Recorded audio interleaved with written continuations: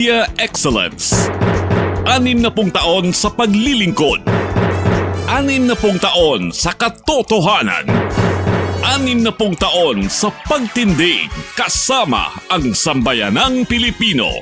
Ito ang Bombo Radio Philippines. Bombo Radio Philippines. Your trusted source of news and information.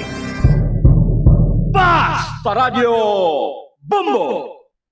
Oras sa Bombo Radio Iloilo, Philippine Standard Time, 51 minutos na nakalikan sa takna sining alas sa 11. Welcome sa pagpangalagad sa Bombo 1 sa DYFM Bombo Radio Iloilo, ang flagship station sa the number one and most trusted source of news and information, ang Bombo Radio Philippines.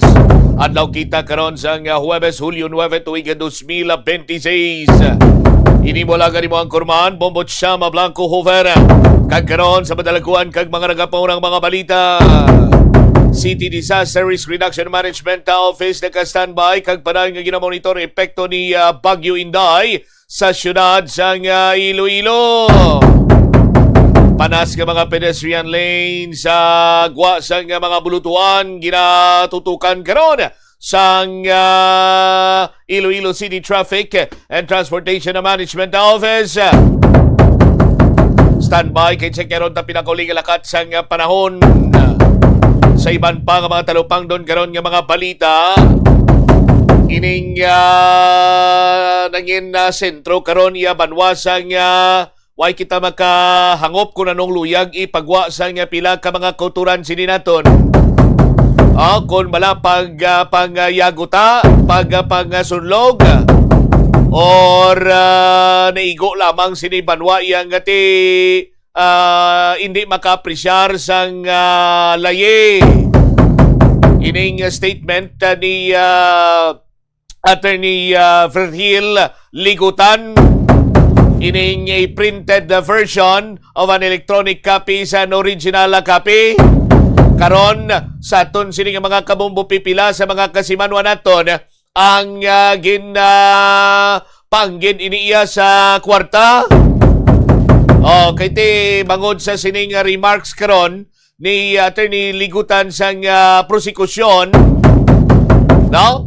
Ila siniya nga ginapanggid ini bala for content sa mga content creator pagpangyaguta.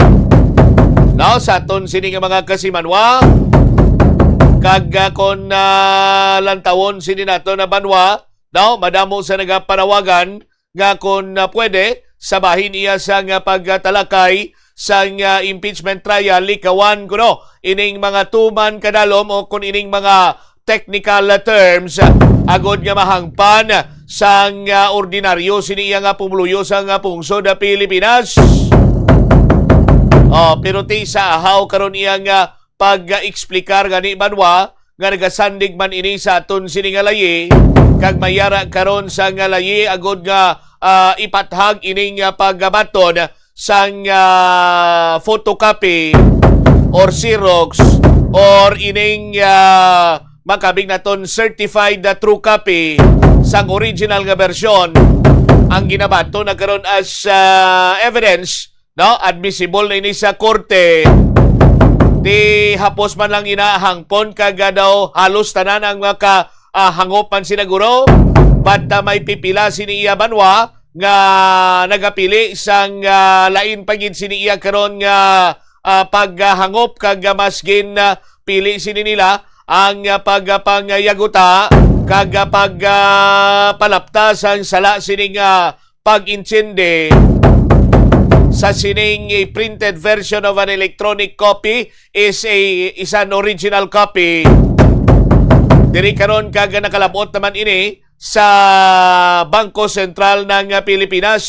As a matter of fact, sa aton sining mga kabombo, nagpagwa naman ini sila sa statement karon.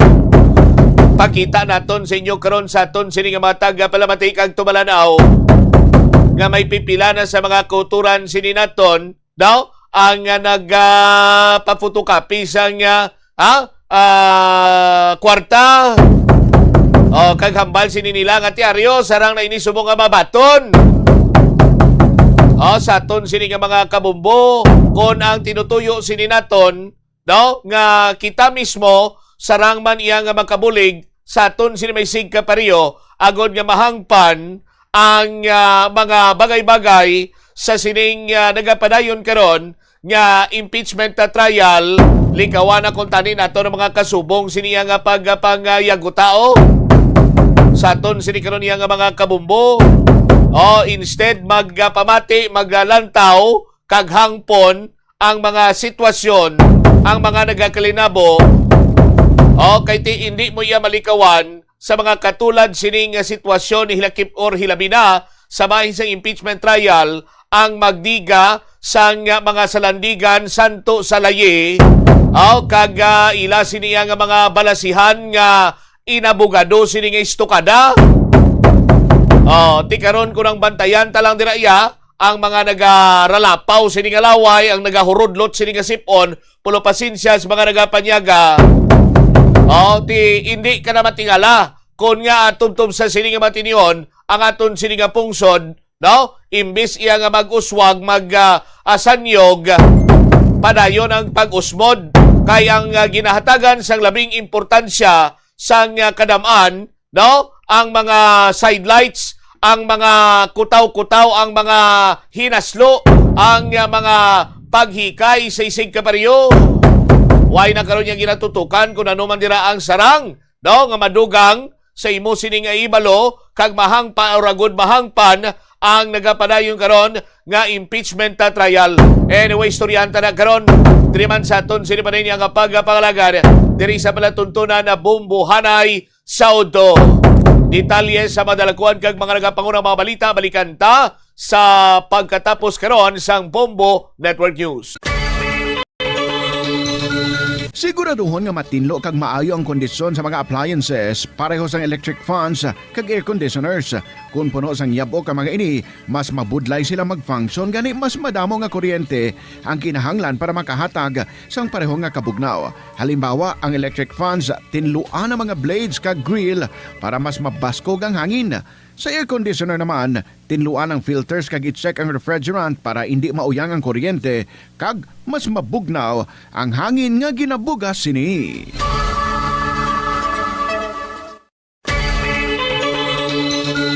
I-off ang suga sa wala ginagamit nga lugar. Patsyon ang suga sa restrooms, pantry, hallway o kon meeting rooms kung wala sang tawo. Mas makinot inis sang sa pabayan lang nga nakabukas ang suga sa bilog nga adlaw. Ano bala ang dapat tandaan sa tion nga magbiyahe agod mangin hassle-free ang bakasyon? Yari ang pila ka mga tips. Una, i-check ang health kag travel alert sa napili nga mga lugar. Ikaduwa, magpili isang safe nga accommodation. Mag-research ka magbasa sa mga reviews sa napili nga lugar antes mag-book. Ikatatlo, siguraduhon nga may nagagana nga mobile phone. Ang tanan nga mga upod agod mangin mahapos ang komunikasyon sa tion nga madula o kung kinahanglan nga magbulagay sa dalan. Be prepared in case of emergencies. Siguraduhon nga may backup nga emergency plan nga may medical reimbursement sa tion nga may maospital bangod sa aksidente.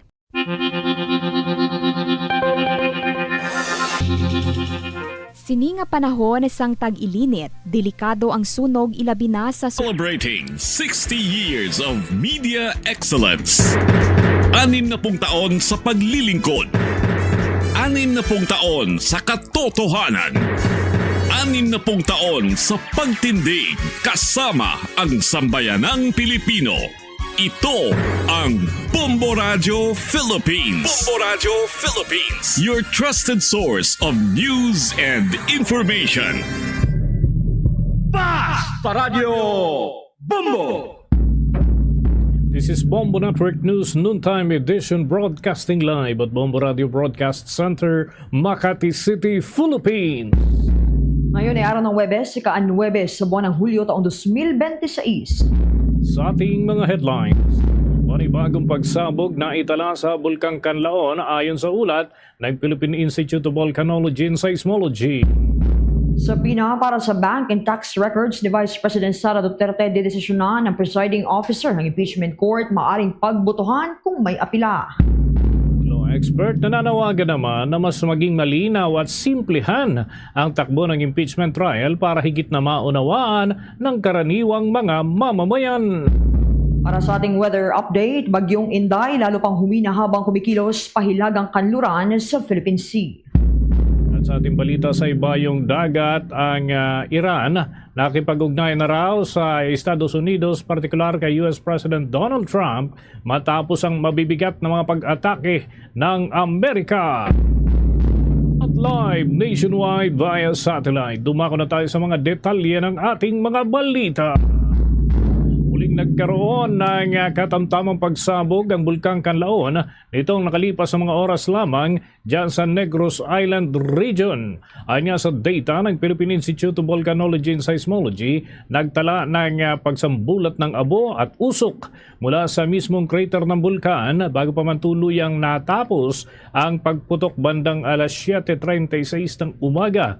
Ang Kanlaon, mga kabombo, ay isa sa mga pinakaaktibong bulkan sa bansa at matatagpuan sa hangganan ng Negros Occidental at Negros Oriental dyan sa Negros Island region. Noong mga nakalipas na taon, ilang pagkakataon din, mga kabombo, na nagpakita ng aktibidad ang nasabing bulkan. Kabilang na yung phreatic eruption na nagdulot ng pagbagsak ng abo at panganib naman para sa mga kalapit na komunidad. Sa kasalukuyan, patuloy pa rin na binabantayan ng otoridad ang bulkan upang matiyak ang kaligtasan ng mga residente at pinapayuhan ng mga ng publiko na manatiling alerto at sumunod doon sa mga abisong ilalabas ng lokal na pamahalaan at tanggapan ng Philippine Institute of Volcanology and Seismology hinggil sa posibleng epekto ng naturang pagsabog.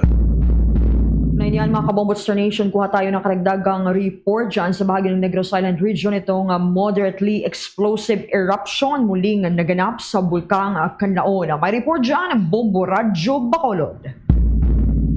Muling naganap ang moderately explosive eruption sa Bulkan Kanlaon alas 7:33 kaninang umaga. Ito ay kinumpirma ni Philippine Institute of Volcanology and Seismology o PHIVOLCS Kanlaon Volcano Observatory resident volcanologist Engineer Marie Andelin Quintia.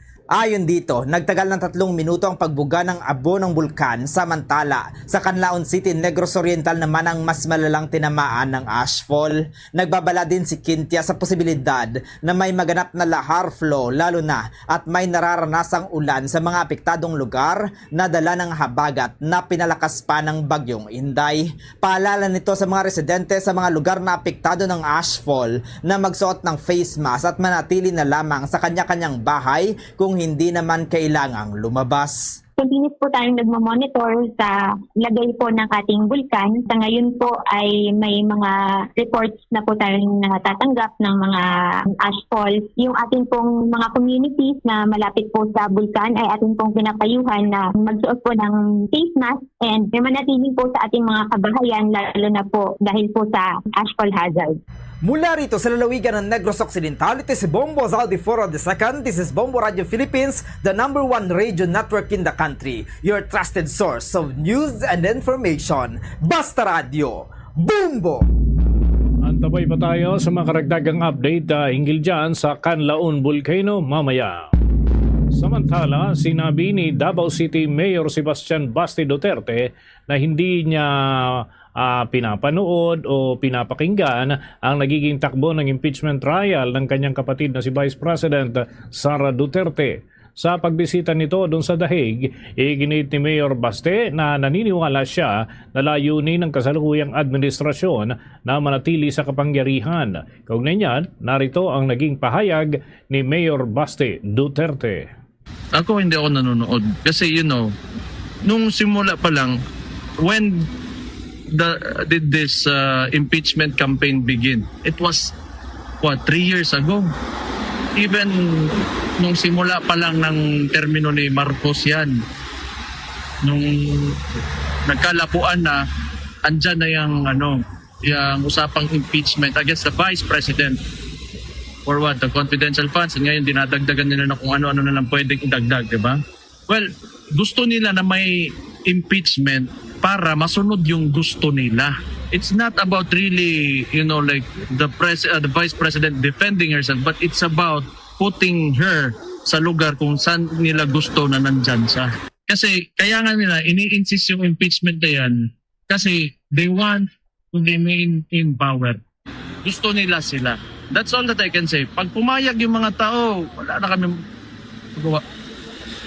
Bagi pa yan mga pahayag ni Davao City Mayor Sebastian Basti Duterte. Dagdag pa ng alkalde, hindi na siya sumusubaybay sa mga pagdinig dahil anya ay nagsimula na ang hidwaan sa pagitan ng kampo ng mga Duterte at ng administrasyon ni Pangulong Ferdinand Bongbong Marcos Jr.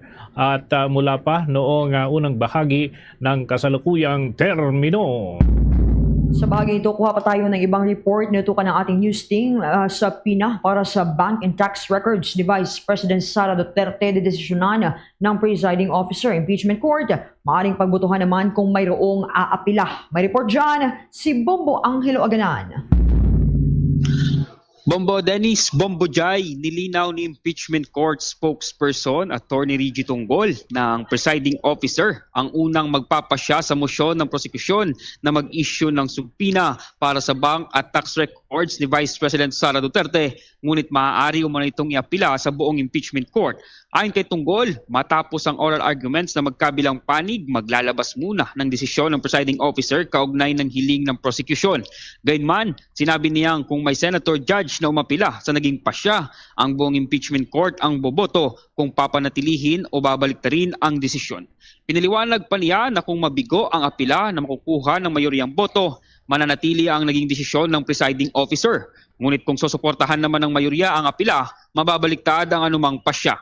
Idinagdag din ni Tunggol na maaari pa ring piliin ng presiding officer na agad na ipaubaya sa buong impeachment court ang pagpapasya sa usapin. Narito pakinggan natin ang mga bahagi ng pahayag ni Attorney Reginald Tunggol. Initially po, it will be decided on by the presiding officer, and then if the floor will appeal or the senator judges will appeal that decision, then it will be voted on by the senator judges. So only a failure to get the majority of the appeal will mean na the presiding officer's resolution will stand. Kapag po nanalo naman yung boto ng mayorya doon sa appeal na yon, then the order of the presiding officer will be overturned. Samantala, sinabi din ni Tunggol na sapat na ang itinakdang tig-10 minutong oral arguments para mailatag ng prosekusyon at depensa ang kanilang mahalagang argumento dahil nauna na silang inatasang magsumite ng detalyadong memorandum. Aniya, magkakaroon ng sapat na panahon ang mga senator judges upang basahin at pag-aralan ng mga memorandum bago ang oral arguments, kung saan bibigyan diin na lamang ng bawat panig ang pinakamahalagang legal na argumento. Inaasahan ding tatalakayin sa oral arguments ang mga sensitibong issue tulad ng bank secrecy at pagiging confidential ng tax records, kabilang ang limitadong mga pagkakataon kung kailan maaaring ilabas ng Bureau of Internal Revenue o BIR ang naturang mga dokumento alinsunod sa umiiral na mga batas. Narito pakinggan natin muli ang mga bahagi ng pahayag ni Attorney Reginald Tunggol. Yes, it should be enough because as I said earlier, the presiding officer also directed na magbigay po ng kanilang mga memoranda yung magkabilang panig ukol dito sa issue na ito, at yun po ay matatanggap ng ating impeachment court at senator judges sa Lunes, at bibigyan sila ng ilang araw para basahin yon, maintindihan yung legal arguments at posisyon ng bawat partido, at pagdating sa oral arguments, i-reiterate na lamang nila yung pinaka-importanting parte ng kanilang memorandum para sa ating publiko naman. Bombo Jello? Yes, Bombo Jai. Pumunta dyan si Chief of Staff ng Office of the Vice President, Attorney Zuleika Lopez. Ano kaya yung layunin dyan ni Attorney Lopez? Yes, Bombo Jai, tama ka dyan. Pumunta nga itong si Attorney Lopez dito sa Senado upang magsagawa ng cooperation meeting dito sa impeachment court para sa isasagawang impeachment trial, at meron na rin itong mga inayos na administrative matters ayon yan kay Senate Secretary Renato Bantog. Bombo Jai. Okay, from your end, Bombo Jello. At yan muna ang mga latest updates mula dito sa Senado. Ako si Bombo Angelo Ganan and this is Bombo Radio Philippines, the #1 radio network in the country. Your trusted source of news and information. Basta Radio, Bombo. Oras natin sa buong kapuluan, 10 minuto na makalipas ang alas 12 ng tanghali. Inumpirma ng Senate Impeachment Court na kabilang itong si Office of the Vice President Chief of Staff nga, Undersecretary Zuleika Lopez, dun sa mga testigo na maaaring maiharap ng House Prosecution Panel. Ito mga kabombo ay kaugnay dun sa report kanina ni Bombo Angelo Ganan, pero ito ay mangyayari sa mga susunod na araw pa dahil nga bahagi pa yan ng presentation ng panig ng prosekusyon. Ayon kay Iloilo Representative Lawrence Defensor, si Lopez ay kabilang doon sa mga ipapatawag kaugnay ng kaso laban sa Vice Presidente. At kaugnay ho niyan mga kabombo, narito ang bahagi ng kanilang paglalahad hinggil sa naturang impormasyon. Your Honor, may I just correct, since the private counsel is under the direct supervision and control of the counsel. For Monday, Your Honors, we will be presenting Attorney Jeremy Lotok. For Wednesday, we will be presenting Tuesday, we'll be presenting Attorney Zuleika Lopez. And for Wednesday, our third witness, we will be presenting Captain Belinda Bello. Captain Belinda. So, Director Matibag is not yet going to be presented next week? Not yet, Your Honor. We will manifest on Monday if we can consider him for the Wednesday's session, depending on how the trial goes or how long the testimonies will take for both parties. There is no need to issue a subpoena to Attorney Melvin Matibag for next week. Honorable Defensor? No need? No need, Your Honor. So just Attorney Zuleika Lopez? Yes, Your Honor. Share orders that subpoena be issued to Attorney Zuleika Lopez to appear on July 13, 14. As indicated by the counsel for the prosecutors, given that on the 15th, we might be arguing on the bank deposits and the BIR documents. We submit, Your Honor. So ordered. Bagian mga kabombo ng sunuran tinig ni na Senator Judge o Presiding Officer Francis Chis Escudero at Counsel o dyan sa bahagi po naman ng prosekusyon si Representative Lawrence Defensor. At bago pa man matapos mga kabombo ang ikatlong araw ng paglilitis, nanawagan ito si Senator Bam Aquino sa panig ng prosekusyon at depensa na bawasan yung mga hindi naman kailangan ng mga argumento upang mapabilis na ang pag-usad ng naturang trial. Tapos kasing umabot ang halos 9 na oras ang pagdinig. Sa isang testigo pa lamang, nilinaw niya na pakiusap lamang ito at hindi kautusan sa magkabilang panig. Narito naman ang tinig ni Senator Judge Bam Aquino. Tapos na po tayo sa unang witness. It's taken us maybe a total of 9 hours for the first witness. Ito ho, isang pakiusap sa parehong grupo. Alam ko po may kanya-kanya tayong estilo, may kanya-kanya tayong strategy, but if possible, can we allow the testimonies to be heard? Can we have proceedings that will go straight to the point? Kasi po nanonood ang taong bayan, pati po kaming mga senator judge. Gusto rin ho naming makita itong mga proceedings, yung mga ebidensya na mas madali ring maintindihan. So ito naman po, di ho namin pwede itong idikta sa inyo. But if possible, the succeeding witnesses, and we have a long list, this goes for both parties by the way, let's have proceedings where we can go straight to the point, malaman natin yung puntos ng bawat grupo para makapagdesisyon din po tayo ng maayos. Ito po this is a plea, no? This is not an order to both parties, but if we can, this is the People's Tribunal. We're watching. Everybody's watching. Sana po, payagan natin na lumabas yung mga katotohanan, lumabas yung mga ebidensya upang maging mas madali at mas kaya-aya po yung ating proceedings. Yun lang po, Mr. President. Thank you so much. Noted and entered into the record.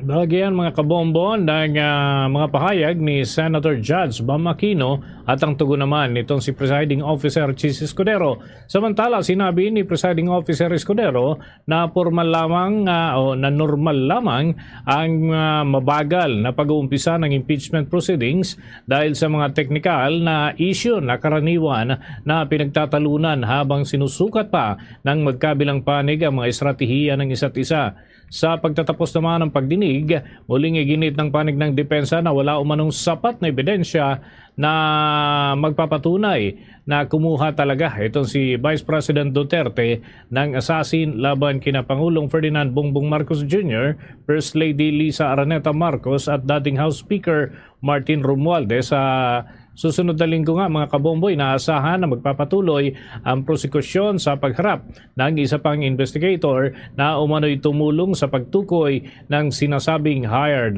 assassin.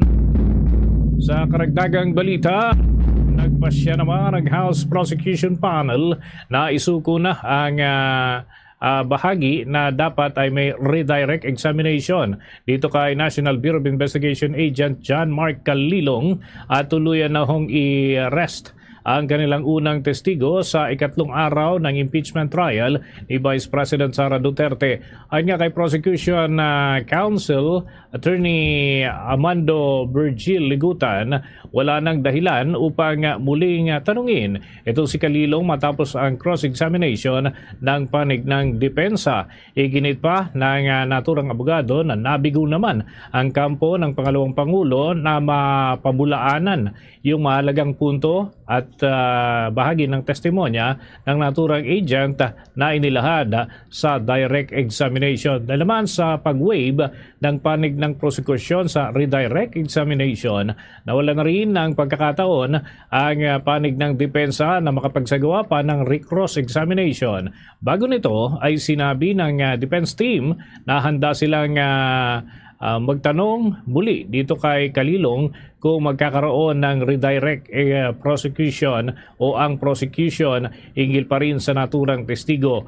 Nagmosyon naman si Defense Counsel Attorney Carlo Joaquin Narvasa na ipatanggal sa record ng pahayag nitong siligutan hinggil sa umano'y utter failure ng depensa na ma-debunk ang testimonya ng testigo at gayunman ay pinagpaliban muna ni Presiding Officer Chis Escudero ang pagresolba ng naturang mosyon habang kinakailangan pa ng verifikasyon doon sa official journal ng impeachment court. Narito pa ang bahagi ng naturang impeachment trial. No further questions. No further question for this witness. On cross, counsel, do you have redirect? Of course, Your Honor, please, for the utter failure I was hoping you won't, but yes. For the utter failure of the respondent Counsel, before I recognize counsel for the prosecutor, Your Honor, Senator Judge Tulfo Rafi is recognized. Your Honor, sorry, may I move to strike that statement of the prosecutor? How can it be, Your Honor? That's my manifestation. I'm about to answer the question of the presiding officer. We will review the journal tomorrow. I did not even hear anything. Yes. It's strikeable, counsel, but we will review the journal tomorrow. Your Honor, he said for the utter failure of the respondent. Yes, Your Honor, I said for the utter failure of the respondent to debunk the material points testified to by the witness yesterday. Your Honor, I'm not yet testifying. I'm not done either. I'm about to answer the question. I'm not yet done with the answer. Counsels, please. The presiding officer is not recognized.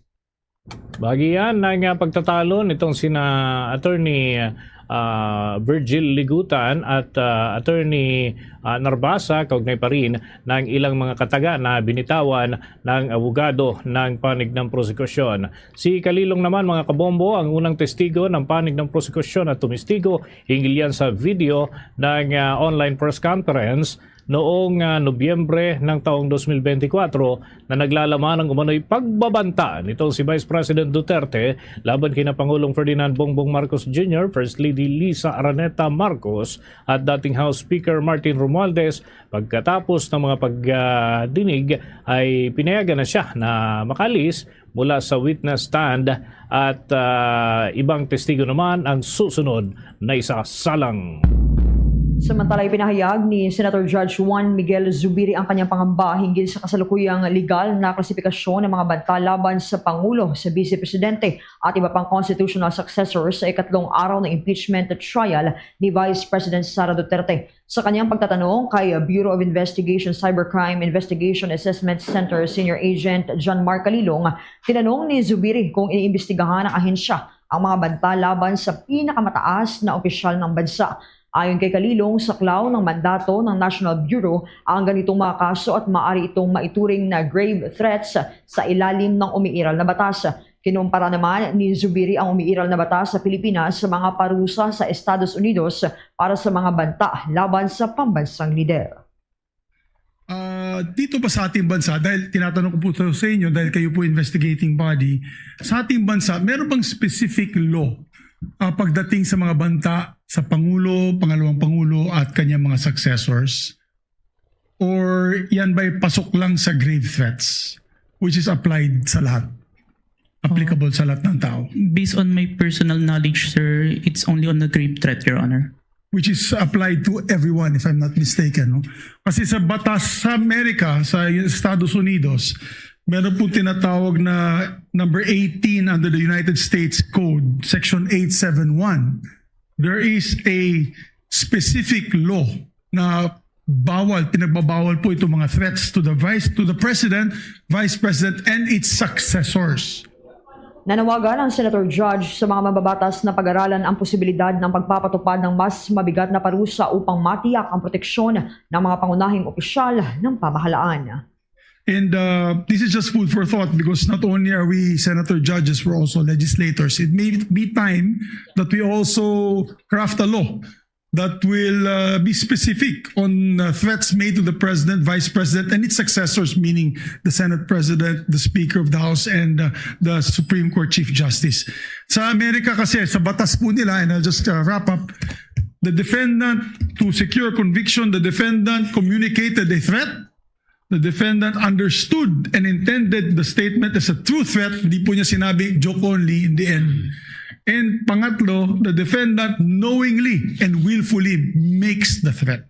So just food for thought as legislators as well. So maraming salamat po, Mr. President. Thank you, Senator Judge Zubiri. We now proceed. Ang tinig ni Senator Judge Juan Miguel Zubiri. Sa mga dagdag pang balita, nanawagan si Attorney Domingo Cayosa, isang constitutional law expert at dating Pangulo ng Integrated Bar of the Philippines, na gawing mas simple at madaling maunawaan sana ng mga Pilipinong proseso ng impeachment trial. Sinabi ni Cayosa na hindi dapat masyadong nakatutok sa teknikalidad ang paglilitis dahil mauwi lamang ito sa mahabang pag-usad at maaring maalihis na tuloy sa tunay na layunin ng pagtuklas ng katotohanan.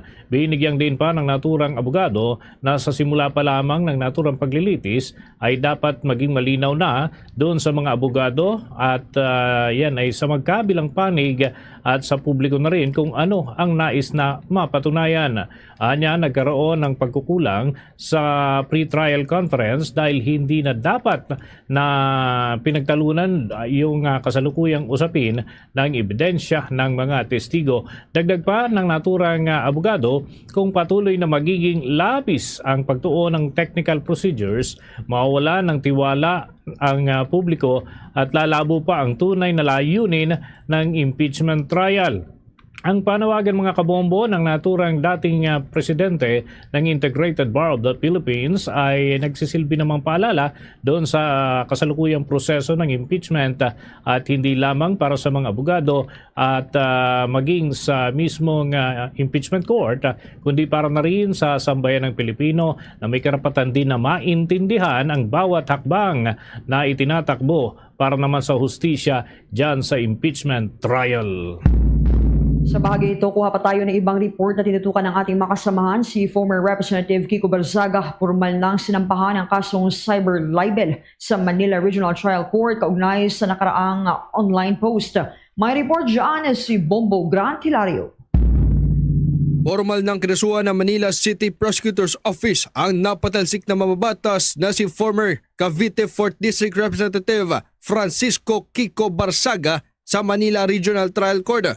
Sa dokumentong naibahagi sa Bombo Radio Philippines, sinampahan ng dating mamabatas ng kasong cyber libel kaugnay sa makarang online post nito. Nag-ugat ang naturang kaso sa reklamong inahin ni Manila 2nd District Representative Roland Valeriano, may kinalaman sa akusasyon ni former Representative Barsaga. Pinaratangan kasi sa social media ang mga miyembro ng National Unity Party o NUP na tumanggap umano ng suhol mula sa negosyanteng si Enrique Razon. Sinasabing ang tinanggap na pera ay para raw suportahan at mailuklok dati bilang House of Representatives Speaker si late 1st District Representative Martin Romualdez. Sa makaraang panayam, marin na itong pinabulaanan ni Representative Valeriano at iginit na walang tinanggap na anumang halaga ng pera mula sa negosyante.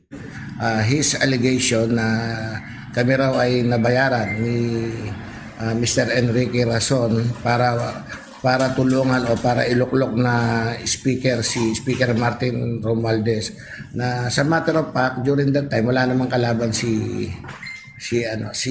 Speaker Martin Romualdez. Batay sa information na inahin sa Manila Regional Trial Court, partikular na kinakarap ngayon ng dating mambabatas sa paglabag sa Republic Act No. 10175 o ang Cybercrime Prevention Act of 2012 kaugnay sa Articles 353 at 355 ng Revised Penal Code.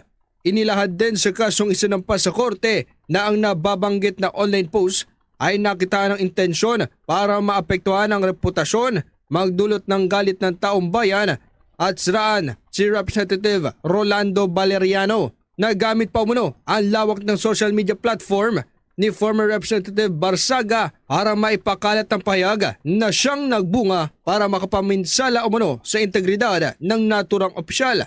Ayon sa City Prosecutor ng Maynila, matapos ang sinagawang preliminary investigation at makita ang records, mga testimonya at ebidensya, ay nadeterminang mayroong prima facie evidence with reasonable certainty of conviction ang kaso laban sa akusadong dating mambabatas. Sinabi rin na bago formal na iakyat sa korte ang kaso ay naabisuhan o nabigyan ng pagkakataon ng akusado para ibahagi ang kanyang panig. Alinsunod dito, tuluyan ang kinasuhan ng dating mambabatas at inirekomenda ang 10,000 piso halaga bilang bail o piyansa para sa pansamantalang kalayaan ng akusadong dating mambabatas. Bukas ang tanggapan ng Bombo Radio Philippines sa anumang payag o depensa ng akusadong si former Representative Kiko Barsaga kaugnay sa kasong inahin laban sa kaniya. Ito po si Bombo Grant Hilario and this is Bombo Radio Philippines, the #1 radio network in the country. Your trusted source of news and information. Basta Radio, Bombo! Naghatid niyan sa atin sa oras na 28 minuto na makalipas ang alas 12 ng tanghali. Itinutulak ng Sandigan Bayan 6th Division ang pagsasama o kaya ay pag-consolidate na lamang ng kaso ni na Senator Rodante Marcoleta at ang negosyanteng si Joseph Espiritu.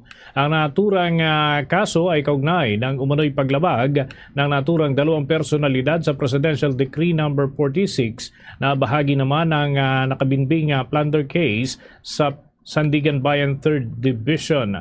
Ang naturang batas ay nagbabawal sa mga opisyal ng gobyerno na tumanggap ng regalo mula sa mga pribadong individual. Katwiran ng Sandigan Bayan 6th Division, ang kaso mga kabombo ng dalawa ay nag-ugat sa parehong mga pangyayari na naging batayan naman ng kanilang kinakarap na plunder case ngayon. Ang pagsasama dyan sa naturang mga kaso ayon sa Anti-Graft Court ay makakatulong para naman mas mapabilis pa ang paglilitis at maiwasan na yung kakasalungat ng desisyon ukol naman sa dalawang kaso. Bagamat non-bailable ang plunder, ang paglabag dito sa Presidential Decree 46 ay isang bailable offense lamang. 30,000 pesos yung itinatakda po ng korte na piyansa ng bawat akusado para sa nasabing usapin. Bombo International News. Kinumpirma ni United States President Donald Trump na nakipag-ugnayan na ang Iran sa kanya matapos ang serye ng mga mabibigat na airstrikes na inilunsad ng Estados Unidos laban sa mga target sa timog baybayin ng Iran at mga isla sa Gulf. Ayon sa United States Central Command, Ang mga pag-atake ay tugon sa umano'y hindi makatarungang agresyon laban sa mga commercial ship at mga sibilyang tripulante sa Strait of Hormuz. Itong hakbang na ito ay kasunod ng naunang pag-atake ng United States noong Martes na sinundan naman ng retaliatory strikes ng Iran sa mga pasilidad militar ng Amerika sa Bahrain at Kuwait. Sa kanyang pahayag, binigyan diin ni United States President Trump na tapos na itong ceasefire agreement na nilagdaan noong nakaraang buwan at tinawag ang mga leader ng Iran na sick people. Nagbabala rin siya ng posibleng mas matitinding hakbang kabilang ang muling pagpapatupad ng naval blockade at pagkuha ng kontrol doon sa may Karg Island na kilalang mahalagang pasilidad para sa oil exports ng Iran. Samantala, nanindigan naman ng Iran na hindi nito isusuko ang kontrol sa Strait of Hormuz na daanan ng halos 20% ng pandaigdigang kalakalan ng langis. Itong patuloy na palitan ng pag-atake at matitinding pahayag mula sa dalawang panig ay nagdudulot ng pangamba sa mas malawak na tensyon sa Gulf region na maaaring makaapekto naman sa pandaigdigang supply ng langis at seguridad sa rehiyon. Sa mga karagdagan pang update, may tuturing umano na personal opinion lamang ni Senator Judge at ngayon ay Presiding Officer Francis Chis Escudero ang 16 vote rule o yung dapat 16 ang boboto para sa conviction nitong si Vice President Sara Duterte sa kanyang kinakaharap na kaso dyan sa impeachment court. Ayon nga kay dating Integrated Bar of the Philippines President Attorney Domingo Cayosa, ito ang kanyang obserbasyon at anya hindi pa pinal at hindi dapat na ituring na sarado na ang naturang usapin. Kung maalala mga kabombo, sa pagsisimula ng trial nitong si Vice President Sara Duterte, binigyang diin ni Escudero na kakailanganin ng 16 na bilang ng boto mula naman sa mga senator judge upang ma-convict ang pangalawang pangulo kahit pa 3 sa mga kasalukuyang senador ay hindi na nakakadalo dahil naman sa pagkakabilanggo. 2 sa kanila ay kinabibilangan po ni Senator Jingo Estrada at Senator Rodante Marcoleta at kasalukuyan naman na nakakulong doon sa pasilidad ng Bureau of Jail Management and Penology, habang itong si Senator Ronald Bato de la Rosa ay hindi naman nagpapakita matapos ang insidente ng mga pamamaril at pagpapaputok ng baril dyan sa compound ng Senado ay hindi na ho ito nagpakita sa kabila ng kinakaharap na warrant of arrest mula sa International Criminal Court. Nanindigan naman si Cayosa na walang tahasang sinabi ang konstitusyon na 16 na boto ang kakailanganin para naman ma-convict ang isang pangalawang pangulo na nakasalang sa impeachment trial.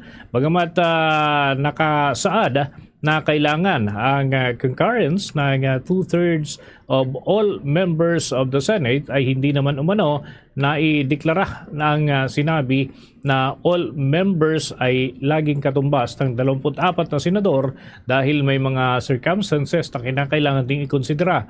Naniniwala ang naturang abogado na dapat tingnan ang usapin sa mas praktikal at lohikal na paraan, lalo na kung may mga senador na hindi na makakalahok pa sa paglilitis at hindi na makakabahagi pa sa mga proceedings. Ayon pa kay Cayosa, maaaring itinakda muna ni Escudero ang 16 na boto para sa threshold para maiwasan ang kaguluhan o kalituhan sa pagitan ng mga senator judges habang hindi pa dumarating ang mismong botohan sa pagpapasya ng mga senador. Sa iba pang balita mga kabombo Star Nation, 2.3 million na balota para sa Bangsamoro Autonomous Region in Muslim Mindanao parliamentary elections sinimulan ng iimprinta ang target matapos sa loob ng 1 linggo ayon yan sa Commission on Elections. May balita dyan, si Bombo Isa Cotoner. Bombo Dennis, Bombo Jai, umarangkada na ang pag-imprenta ng mga balotang gagamitin sa kauna-unahang regular na Bangsamoro parliamentary elections na nakatakda sa September 14, 2026. Kasabay nito, formal na nilagdaan ng Commission on Elections at National Printing Office ang Memorandum of Agreement para sa pag-imprenta ng mga official ballot at iba pang election paraphernalia. Ayon kay COMELEC Chairman George Erwin Garcia, nasa 2.3 million official ballots ang kailangang maimprenta at target na matapos ang buong proseso sa loob lamang ng 1 linggo. Kapag natapos ito, agad na ipapadala ang mga balota sa iba't ibang lalawigan at lungsod sa BARM sa unang linggo ng Agosto upang matiyak na maaga itong makarating sa mga lugar na pagbobotohan. Umaabot naman sa 63 million ang inilaan ng komisyon para sa pag-imprenta ng mga balota at iba pang election paraphernalia. Binigyan din ni Garcia na eksaktong katumbas lamang ng bilang ng mga rehistradong botante ang inimprentang mga balota o 1:1 balot. Gayunman, sinabi niyang batay sa karanasan ng poll body, hindi naman umaabot sa 100% ng aktual na voter turnout kaya may mga balotang hindi nagagamit na nagsisilbing reserba o sakaling magkaroon ng kakulangan sa mga presinto. Nilinaw rin ni Garcia na walang ipapalit sa panibagong balota sa mga botanteng magkakamali sa pag-shade o makakasira sa kanilang official ballot kaya pinayuhan ito ang mga botante na maging maingat sa pagboto o pag-shade ng balota. Kaugnayan, pakinggan natin ang tinig ni COMELEC Chairman George Erwin Garcia. Una, sa kasaysayan naman natin, hindi naman nakakaboto 100% ang mga botante sa isang presinto. Wala pang instance na 100% na nakaboto ang mga botante. So kung halimbawa may nasira na balota at hindi naman niya kasalanan, pwede namin i-replace yung balota na yan. O kaya naman may nasira dahil kasalanan ng electoral board members, therefore papayagan din namin palitan yung mismo mga balota. Pero yung nagkamali ka sa boto o yung may gusto kang palitan, hindi namin papayagan palitan yung mismong balota. So, wag po mag-alala, hindi po tayo kakapusin. Ang mas mahirap yung may sobra. Kasi pag may sobra tayong balota, paano yung laging issue na saan nagagamit yung mga sobra na yan? Ayon sa poll body, ang magang pag-imprenta ng mga balota ay bahagi ng mas pinaigting na paghahanda ng komisyon upang matiyak ang maayos, ligtas at kapani-paniwalang pagsasagawa ng Bangsamoro Parliamentary Elections sa Setyembre 14. Mula rito sa National Printing Office ng Sud ng Quezon. Ako si Bombo East Sotoner and this is Bombo Radio Philippines, the #1 radio network in the country, your trusted source of news and information, Basta Radio Bombo. Bombo Weather Update. Bagya pang humina ang bagyong Inday na dating isang super typhoon at ito ngayon ay patuloy namang lumalayo sa ating bansa at ito ay namataan dyan sa may karagatang sakop na malapit sa Hilagang Luzon at ito ay ayon sa State Weather Bureau namataan sa layong 865 kilometro sa silangan hilagang bahagi ng Luzon at ang sentro ng bagyo. Yan ay batay sa nakalap na mga data at taglay nito ang pinakamalakas na hangin na umaabot sa 165 kilometro na lamang, mas hina kumpara doon sa mga inisyal na numero ng lakas nito bago pa man makalapit sa ating bansa. Yung pagbugso niyan mga kabombo ay pumapalo pa rin ng 205 km per hour at kumikilos ang bagyo ng pahilaga kanluran dyan sa bilis ho na 15 kilometro bawat oras at umaabot hanggang 870 kilometers ang kanyang radius na nagdudulot naman ng malalakas na mga pag-ulan at yung sinasabing typhoon force winds at nakataas ang tropical cyclone wind signal number 2 sa probinsya ng Batanes. Habang nasa tropical cyclone wind signal number 1 naman ang Cagayan, kabilang ho yung Babuyan Islands, Isabela, Hilagang Silangan ng Quirino at maging ang Apayao, hilagang bahagi ng Abra, Kalinga at silangang bahagi ng Mountain Province at maging ang silangang bahagi ng Ifugao, Ilocos Norte, hilagang bahagi ng Aurora at hilagang bahagi at gitnang parte ng Catanduanes. Patuloy naman na pinaalalahanan ng mga eksperto ang mga residente doon sa mga natukoy na lugar na mag-ingat sa posibleng epekto ng malalakas na hangin at mga pag-ulan at yan ay maaaring maitala sa mga susunod na oras. Kaya't bantayan ang mga abiso ng mga lokal na pamahalaan at ng mga otoridad. Kaugnay pa rin ng naturang mga development. Ang Bagyong Inday, mga kabombo, ay inaasahan na magpapatuloy sa kanyang direksyon sa Hilagang Kanluran habang binabantayan ang posibleng epekto nito at hahatakin ang habagat na maaaring magdulot naman ng mga pag-ulan sa kanlurang parte ng ating bansa. Samantala, lalo pang bumagsak ang antas ng tubig sa Angat Dam sa kabila ng mga serye ng pag-ulan sa maraming lugar sa bansa. Ngayong araw, lalo pang bumagsak mula sa critical level ang antas ng tubig sa naturang dam at kasalukuyang nasa 156 meter na ang antas nito. Ito ay 4 na metrong mas mababa naman mula sa 160 meter na low critical level. Muling bumagsak ng halos kalahating metro ang antas ng tubig sa naturang dam sa kabila ng mga pag-ulan, dulot ng hanging habagat at mga epekto nitong Super Typhoon Inday. Inaasahang magpapatupad ng conservation effort ang pamunuan ng naturang dam habang nagpapatuloy ang pagbaba ng antas ng tubig nito. Ang naturang dam ang nagsusupply ng tubig sa mahigit 95% ng mga water consumers sa National Capital Region at ng mga probinsyang malapit dito. Ang kasalukuyang mababang antas ay sa kabila ng pagpasok ng rainy season noon pang nakalipas na buwan. Samantala, sa ibang balita naman, mga kabombo at mga ka-Star Nation, sa mga usapin pa rin na may kaugnayan sa mga itinatakda ng atin pong mga otoridad, lalo na yung tungkol dito sa mga modernization effort na ginagawa, ay nagbabala ang isang consumer watchdog at think tank na Pinoy Aksyon. Yung mga panukalang zero transfer fees ay may pagpabor sa malalaking financial institutions kaysa raw sa mga bagong players sa industriya pampinansyal. Ayon nga kay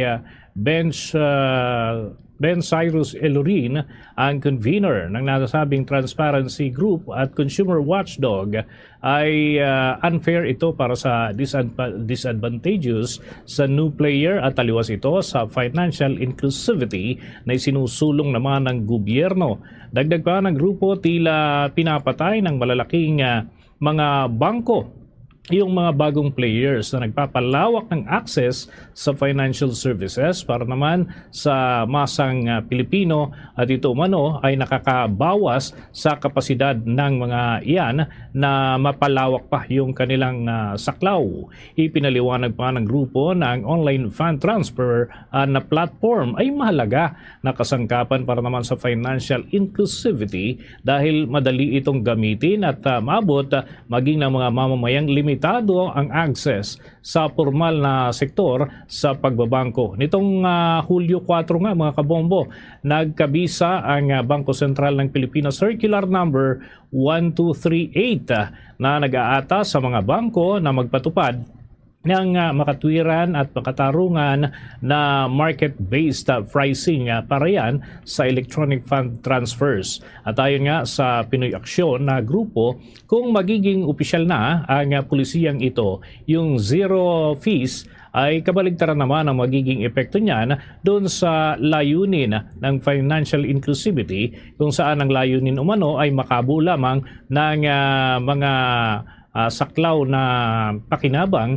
Dapat ay pag-isipang mabuti ang mga kalintulad na hakbang. Naniniwala din ng watchdog na ang tamang direksyon ay yung pagpapatupad ng makatwiran at makatarungang pagpipresyo, kasabay na rin ang patakaran na mapahusay ang serbisyong ipinagkakaloob doon sa mga kinakailangan o saklaw na sektor ng mga partikular na proyekto, kaugnay pa rin ng naturang mga programa ng pamahalaan. At sa mga ulat naman ng atin pong mga himpilan dyan sa Hilagang Luzon, mga kabombo, ating kumustahin ang mga update kaugnay doon sa kanilang mga ginagawang hakbang upang makapag-ingat. Bagamat patuloy na ang paghina ng Bagyong Inday, ay may mga preparasyon pa rin po na ginagawa ang mga lokal na otoridad hinggil sa naturang mga development. At alamin natin, mga kabombo, yung paaralan pala na nandyan sa may Calayan Island ay hindi pa nakabangon mula doon sa epekto ng nagdaang bagyo. Todo paghahanda pa rin ngayon para sa epekto ng Bagyong Inday. May nakalap na impormasyon ng Bombo Radio, Tugigaraw. Inilikas na sa ligtas na lugar ang mahalagang dokumento at kagamitan ng Babuyan Claro Integrated School sa isla ng Calayan, Cagayan bilang paghahanda sa inaasahang epekto ng Bagyong Inday. Ayon kay Bernie Nunez, school principal, hindi pa lubusang nakakabangon ang paaralan mula sa pinsalang iniwan ng Bagyong Nando noong nakaraang taon. Nanatiling gumagamit ng iisang campus ang mga mag-aaral ng elementarya at high school sa ilalim ng shifting schedule matapos masira ng nagdaang bagyo ang isa sa kanilang mga gusali. Sa ngayon, tumutulong rin ang mga magulang at stakeholder para sa pagsiguro sa mga pasilidad sa paaralan habang nakahanda na rin ang mga module upang matiyak na hindi maantala ang edukasyon ng mga mag-aaral sakaling masuspindi ang klase. Kailangan naming protektahan yung kaisa-isang campus na iniwan ng bagyo. Kasi kung masisira pa ito, kung masisirain pa ng susunod na bagyo ay ewan ko na lang kung saan na ako magpapasakluro. Kasi hanggang ngayon, lahat ng mga repairs na ginagawa natin nahihirapan tayong kumuha ng budget from national government, tanging yung LGU at saka yung provincial government at saka mga donation from NGOs ang dumarating dito. Yan ang ulat mula rito sa Bombo Radio Tuguegarao para sa Bombo Network News. Ako si Bombo Anselmo Banan Jr. And this is Bombo Radio Philippines, the #1 radio network in the country. Your trusted source of news and information. Basta Radio. Bombo! Samantala, yung mga evacuation centers at food packs para sa Catanduanes, nakahanda raw kaugnay ng pinangangambahan pa ring epekto ng Bagyong Inday, bagamat ito ay patuloy ang paghina. May balita ang Bombo Radio Legazpi. Nakahanda na ang mga evacuation centers sa lalawigan ng Catanduanes kaugnay ng pinangangambahang epekto ng Bagyong Inday. Maliban dito, sinabi ni Catanduanes Governor Patrick Azanza sa panayam ng Bombo Radyo Legazpi na nakahanda na rin ang mahigit 16,000 family food packs mula sa Department of Social Welfare and Development Catanduanes. Paliwanag ng opisyal na layunin nito na magkaroon ng preposition goods upang mabilis na makapagbigay ng tulong sa mga residente kung sakaling maramdaman ang epekto ng sama ng panahon. Malaking tulong rin umano ito kung sakaling ma-isolate ang ilang mga lugar. Dagdag pa ni Azanza, naka-standby pa rin ang mga heavy equipment sa mga lugar na karaniwang naaapektuhan ng landslide. Samantala, dagdag pa ng gobernador, natututukan rin ang pagbibigay ng asistensya sa mga magsasaka at mangingisda na posibleng maapektuhan ng naturang sama ng panahon. Merong 16,000 plus na food packs ang DSWD Catanduanes na naka-ready at ito ay ating tiniyak na may prepositioned food pack just in case lumala ang bagyo or ma-isolate ang ilang areas, may naka-ready po tayo. Iba pa po dyan yung pang-augment ng probinsya na another 6,000 food packs po. Yan ang ulat mula rito sa impila ng Bombo Radio Legazpi. Ito si Bombo Romela Sakayan Wandasan. And this is Bombo Radio Philippines, the #1 radio network in the country. Your trusted source in news and information. Basta Radio, Bombo! Isang legal expert ipinunto na hindi madaling mawawasak ng depensa ang kredibilidad ng testigo mula sa National Bureau of Investigation sa impeachment trial sa pamamagitan lamang ng pagtatanong sa kanyang pagsasanay o sa mga service provider na nagturo sa paggamit ng video forensic investigation and examination. Kaugnay niyan, may nakapanayam ang Bombo Radyo Iloilo. Ipinunto ng isang legal expert na hindi madaling mawawasak ng defense team ang kredibilidad ng testigo mula sa National Bureau of Investigation sa pamamagitan lamang ng pagtatanong sa kanyang pagsasanay o sa service provider na nagturo sa paggamit ng video forensic system. Kaugnay ito sa pagsalang ng NBI agent na si John Mark Calilong bilang witness sa impeachment trial ni Vice President Sara Duterte. Sa panayam ng Bombo Radio kay Attorney Jobert Pahilga, ang founder ng National Union of People's Lawyers, ipinaliwanag nito na ang NBI mismo ang may pananagutan sa proseso ng pagsusuri ng mga digital na ebidensya at sa pagpapatunay sa integridad ng mga ito. Ayon kay Pahilga, sa ilalim ng Rules on Evidence, maaring ma-authenticate ang isang video o larawan ng sinumang taong may personal na kaalaman o nakasaksi sa naturang footage. Dagdag pa niya, ang mahalagang usapin ay kung mapapatunayang ang video ay hindi na-edit, hindi pinutol at tumpak na sumasalamin sa aktwal na pangyayari. Kaugnay nito, sinabi ni Pahilga na ang video na iniharap sa impeachment proceedings ay nagmula sa isang live stream na press briefing na unang inilabas sa social media. Dahil dito maaari ring tumistigo ang mga taong naroon o nakasaksi sa naturang press briefing upang patunayan ang pagiging tunay ng video.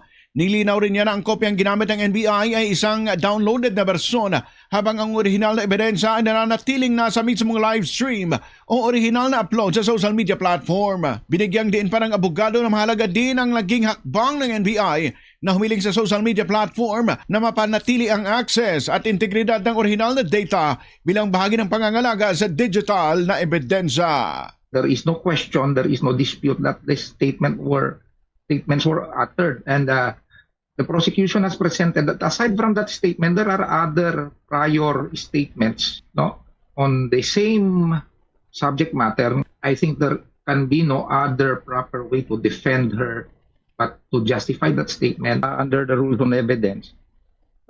Videos or pictures ay pwede i-authenticate by any person who has seen that video. Si Attorney Jobert Pahilga para sa Bombo Network News mula dito sa Bombo Radio Iloilo. Ito si Bombo Ayan Gahete. This is Bombo Radio Philippines, the #1 radio network in the country, your trusted source of news and information. Basta Radio Bombo! Samantala, political law expert ay kinwestiyon yung naging taktika ng depensa sa ikatlong araw ng impeachment trial ni Vice President Sara Duterte. Alamin natin kung bakit. May panayam ang Bombo Radio Rojas. Kinwestiyon ng isang political law expert ang naging paraan ng pagtatanong ng kampo ng depensa sa ikatlong araw ng impeachment trial ni Vice President Sara Duterte. Sa panayam ng Bombo Radio Rojas kay Attorney Carlo Ibanez, sinabi nito na hindi naging epektibo ang naging cross-examination ng depensa dahil nakatuon lamang ito sa pagpapatukoy sa prosecution witness ng mga dokumentong hawak mismo ng depensa. Ayon kay Ibanez, ang mga tanong ng depensa ay umiikot lamang sa pagpapatukoy at pagpapabasa ng mga dokumento gaya ng pagtatanong kung nakikita ba ng testigo ang dokumento at pagpapabasa ng nilalaman nito. Ipinaliwanag niya na walang personal na kaalaman ng testigo ng prosekusyon tungkol sa mga dokumentong ipinapakita ng depensa. Dahil dito, hindi rin umano ito masasagot kung tama o totoo ang nilalaman ng mga ito. Anya, mas makabubuting hintayin na lamang ng depensa ang sarili nitong pagkakataon na magpresenta ng ebidensya. Sa yugtong iyon, maaari nilang ipatukoy ang mga dokumento sa sarili nilang testigo na may sapat na personal na kaalaman tungkol sa mga ito. Dagdag pa ni Ibanez, sa kasalukuyang paraan na pagtatanong ng depensa, nagmumuka lamang itong pag-aaksaya ng oras dahil hindi naman makapagbibigay ng mahalagang impormasyon ang prosecution witness hinggil sa mga dokumentong hindi niya personal na ginawa o nasaksihan. Medyo disappointed ako dun sa cross-examination na nangyari. Unang-una kasi, para siyang hindi cross-examination. Ang nangyari dito, principally, parang nagpre-present ng mga documents si Attorney Narvasa. Tapos pinapa-identify niya lang dun sa witness. So yung mga pinapresent niya, wala naman siyang tinatanong tungkol sa document itself. Ang tinatanong niya, nakita mo ba to? Nabasa mo ba to? Pakibasa nga, let's read it together. Mula dito sa himpilan ng Bombo Radio Rojas para sa Bombo Network News, ako si Bombo Lindsay Ermitanio Bade. And this is Bombo Radio Philippines, the #1 radio network in the country. Your trusted source of news and information. Basta Radio, Bombo! Ang Department of Education Region 7 tutol sa total ban ngunit pabor sa regulasyon ng cellphone sa mga paaralan. May report ang Star FM Cebu. Nilinaw ng Department of Education 7 na mas mainam ang mahigpit na regulasyon sa paggamit ng cellphone sa mga paaralan kesa sa ganap na pagbabawal nito. Inihayag ni DepEd 7 Regional Director Dr. Arturo Bayocot, maaaring ipunin muna ang mga cellphone ng mga estudyante habang nagpapatuloy ang klase at ibalik lamang ang mga ito pagkatapos ng oras ng pagtuturo. Binigyang din pa niya na nakasaad sa DepEd Order No. 6 Series of 2026 o Effective School Management and Learning Environmental Policy na dapat regulahin ang paggamit ng mga mobile device sa loob ng paaralan. Sa ilalim ng polisiya, hindi maaaring gumamit ng cellphone ng mga estudyante habang isinasagawa ang klase maliban kung ito ay bahagi ng learning activity na iniatas ng guro. Payag ito ni Bayukot kasunod ng direktiba ng ilang lokal na opisyal na ipagbawal ang paggamit ng cellphone sa mga paaralan bilang hakbang sa kaligtasan matapos ang pamamaril sa isang paaralan sa Tacloban City. Anya na mahalagang kasangkapan na ang cellphone sa makabagong edukasyon, lalo na sa technology-assisted instruction, pananaliksik at paggamit ng digital learning platforms. Gayunman, kinakailangan pa rin kontrolin ang paggamit nito upang maiwasan ang mga abala sa pag-aaral. Nanawagan din siya sa mga magulang na bantayang mabuti ang paggamit ng cellphone at online activities ng kanilang mga anak at umaasang mareresolba ang issue sa pamamagitan ng dialogo sa pagitan ng lokal na pamahalaan at ng ahensya. Or ensuring safe and motivating learning environment does not declare a total ban of cell phones. Kasi we are already in the technology era. So, well, maraming mga approaches ang ginagawa ng ating mga paaralan and we do not impose on them that this is what you should do. Sila nang gagawa, no? We empower them. For example, kokolekta yung phones, tapos after the class, susuli sa bata, to ensure that they are not tempted to open Facebooks or whatever platforms, no? At ka-focus talaga sa tinuturo. Mula rito sa lungsod ng Cebu, ito si Star DJ Sophie Ember and this is Bombo Radio Philippines, the #1 radio network in the country. Your trusted source of news and information. Basta Radyo, Bombo! Sa karagdagang balita, duda naman si human rights lawyer Attorney Nery Colmenares kung nakumbinsi ba ng panig ng depensa ang mga senator judge at ang publiko sa isinagawa nitong cross-examination sa impeachment trial ni Vice President Sara Duterte.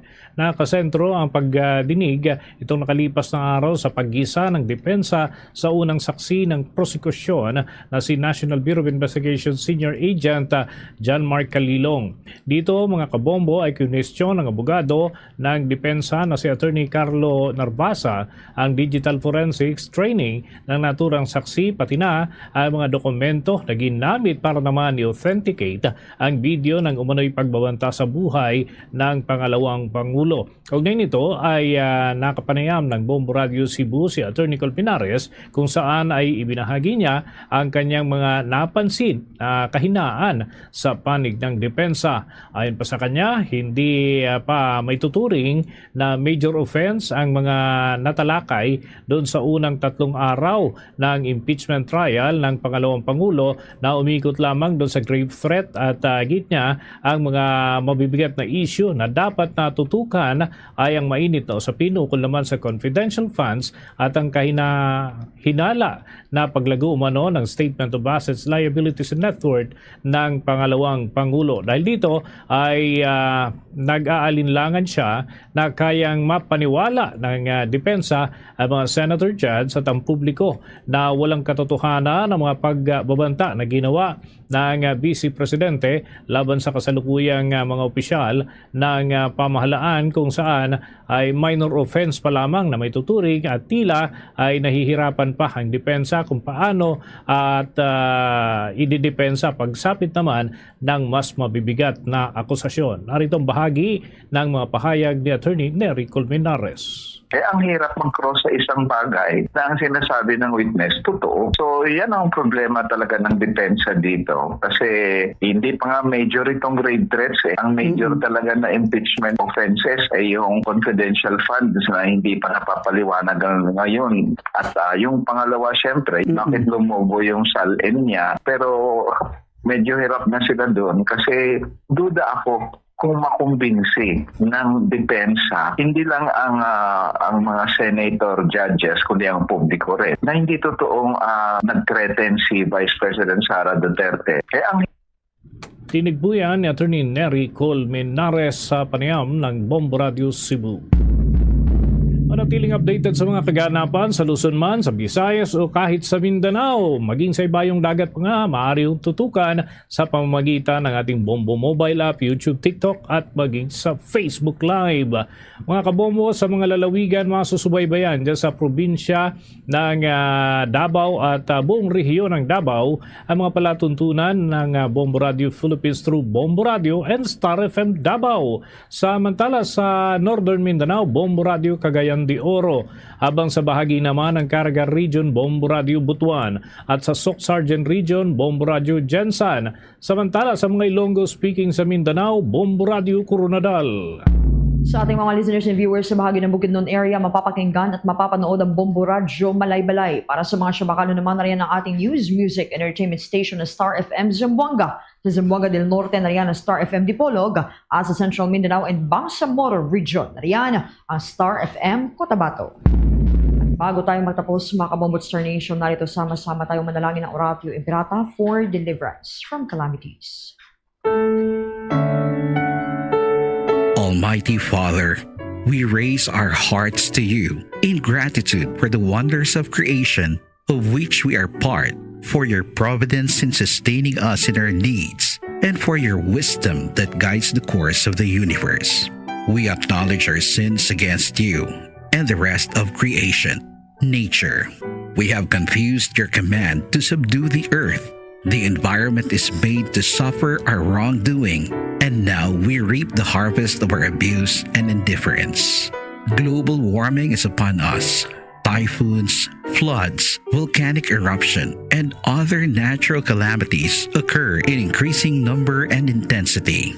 We turn to you, our loving Father, and beg forgiveness for our sins. We ask that we, our loved ones, and our hard-earned possessions be spared from the threat of calamities, natural and man-made.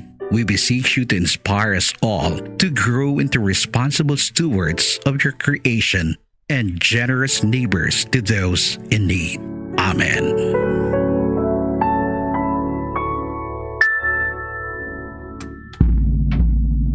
Luzon, Visayas at Mindanao, yan ang kabuuan ng ating mga balita sa Bombo Network News Noontime Edition. Ang back-to-back winner si Catholic Mass Media Awards bilang Best News Program. At mula rito sa Bombo News Center, Makati, this is Bombo Radio Philippines, the #1 radio network in the country, your trusted source of news and information. Basta Radio, Bombo!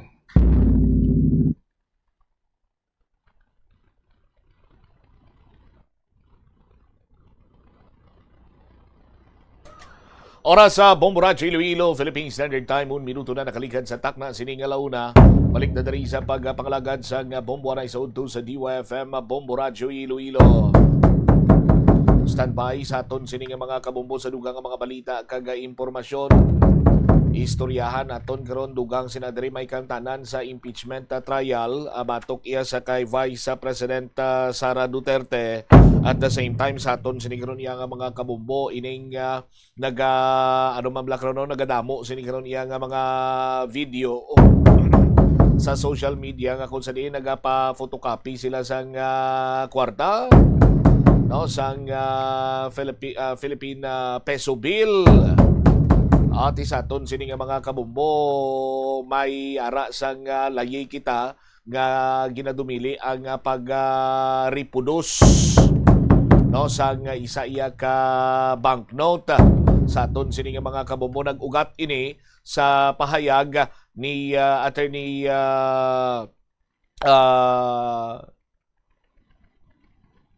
Latigan sa aton sini nga mga kabombo ining sabahin sang prosekusyon no nga kung sa diin ti iya sini nga ginpahayag nga ang Attorney Amando Virgil Ligutan nga a printed version of an electronic copy is an original sa aton sini karon nga mga kasimanwati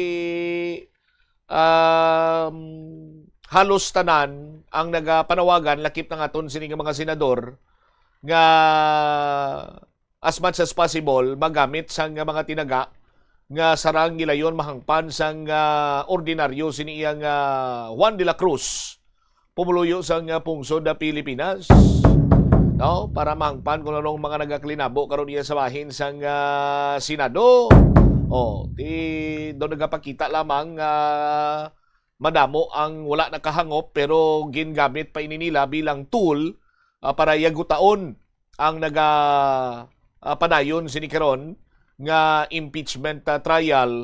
Pinagi iya sa pagpa-photocopy sining kwarta kag ang salandigan sini nila ining statement no sang abogado nagikan sa prosekusyon nga a printed version of an electronic copy is an original sa aton sini nga mga kabumbo.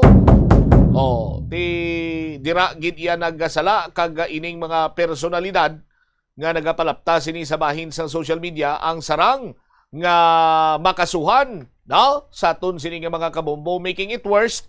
As per information sa aton sini nga mga kabumbo, may isa gani iya ka din nga nag photocopy man sang Philippine peso bill kag nagambal sa nga ti pwede na nga amusin ang gamiton niya, while ang Bangko Sentral ng Pilipinas pabutsyag diri nga ang mga photocopied peso bill hindi makonsiderar original copies sa aton sini nga mga kabumbo. Ang butsilingon sa aton sini nga mga kulturan ni Attorney Virgil Ligutan, ang ebidensya or dokumento nga ginapresentar sa korte, accept sa nga korte ining mga electronic copy or printed version or photocopied sa aton sini nga mga kabumbo sang original version sa aton sini nga mga kauturan. Anyway, istoryanta na dugang diri man sa aton sini pa niya nga pagpangalagad diri karon sa palatuntunan bumbuhan ay saudto, pero palinton lang sa aton sini nga mga kasimanwa, ang sarang sa aton sini nga mga kabumbo nga pagkapriso, 5 tubtob na pulo katuig. Amo man lang na 5 tubtob na pulo katuig sa mga kabumbo naton kung ang ila sini iya sa paghimo sina as content, as pagpangyaguta, as joke or lango-lango. While ang Bangko Sentral ng Pilipinas sa aton sini nga mga kabumbo nagpalinton kag nagpandam diri nga bisan sa naman sa sahi isang purpose or bisan joke pa ini or lango-lang or whatsoever, dumili gid ina iya sa aton sini karon nga mga kabumbo. Sa bisan ano nga bahin, katunga, bilog, black and white man ina, colored, dumili gid ining pag imprenta or pag photocopy sa aton sini nga mga kabumbo or gina-reproduce, kung gamiton mo man ina as souvenir, as a prop, or social media content, strictly prohibited ini sa aton sini karon niya nga mga kauturan. So hindi na siling iyang kay kumo pang lingaw-lingaw or pang good vibes or whatsoever, ti mayara kita sa mga layi nga ginapatuman kag dapat iasundon. And of course, sa istoryanta man ang sabahin karon sa mga dokumento, video recordings, kag iban pa, diri man sa aton sini nga pagpangalagad, we'll be having Attorney Noel Palomado once again, aton sini nga Bombo Abogado. Attorney Palomado, sir, good afternoon. Si Bombo Cham ini, live ikaw sa Bombo Aray Saudto.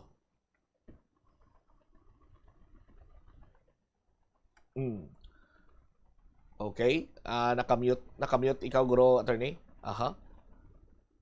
Good afternoon, Bobo Ara na. Cham. No? Okay. Good afternoon. Once again, welcome and good afternoon, Attorney Palomado, sir. Good afternoon, Bobo Cham. Good afternoon sa tanang nagkamati dito sa atin sa Bombo. All right. Yes. Attorney, doon naglabot na gid sa kasagaran kung sa Tagalog pa.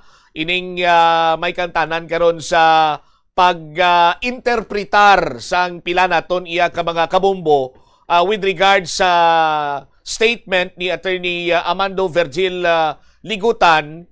May kantanan karon iya sa printed version, nga kung sa niya siningang ginambal, a printed version of an electronic copy isan original. Nga naglabot sa punto nga kumuha mo sinang punto ni Attorney Ligutan, ang iban sini mga kuturan naton ang photocopy pwede galing original, pa-photocopy tang kwarta kag ibakal tay. Attorney Palomado, sir. Yes, that happened yesterday, no? ang photocopy would now be accepted, ang imo term gani, admissible as original. But tungod sang ining sa hearing bala bumbutyam tungod sang documentary evidences nato, no, nga may ara sang dokumento nga admissible, may ara man sang dokumento nga hindi admissible, no. Anong lang rule diri sa aton nga rules of court o kung sa aton lay bumbutyam, no. Sang una sini ang pwede lang mabaton sa korte, no, as evidence, no, nga ma-admiter o kung admissible bumbutyam, ining original lang pwede, no. Ang tawag na mo dira ang best evidence rule, no. O kung original lang ang pwede nimo, kung wala sang original sa anuman nga kaso bumbutyam, kung hindi mo makita ang original, hindi mo presentar sa korte o kung hindi mo makomparar o kung makita gidabi sang pangontra o kung sang wes ang iyang imo original, that cannot be admissible as evidence mo champ, no, tungod sang siling naton nga best evidence rule o kung the original evidence rule, no.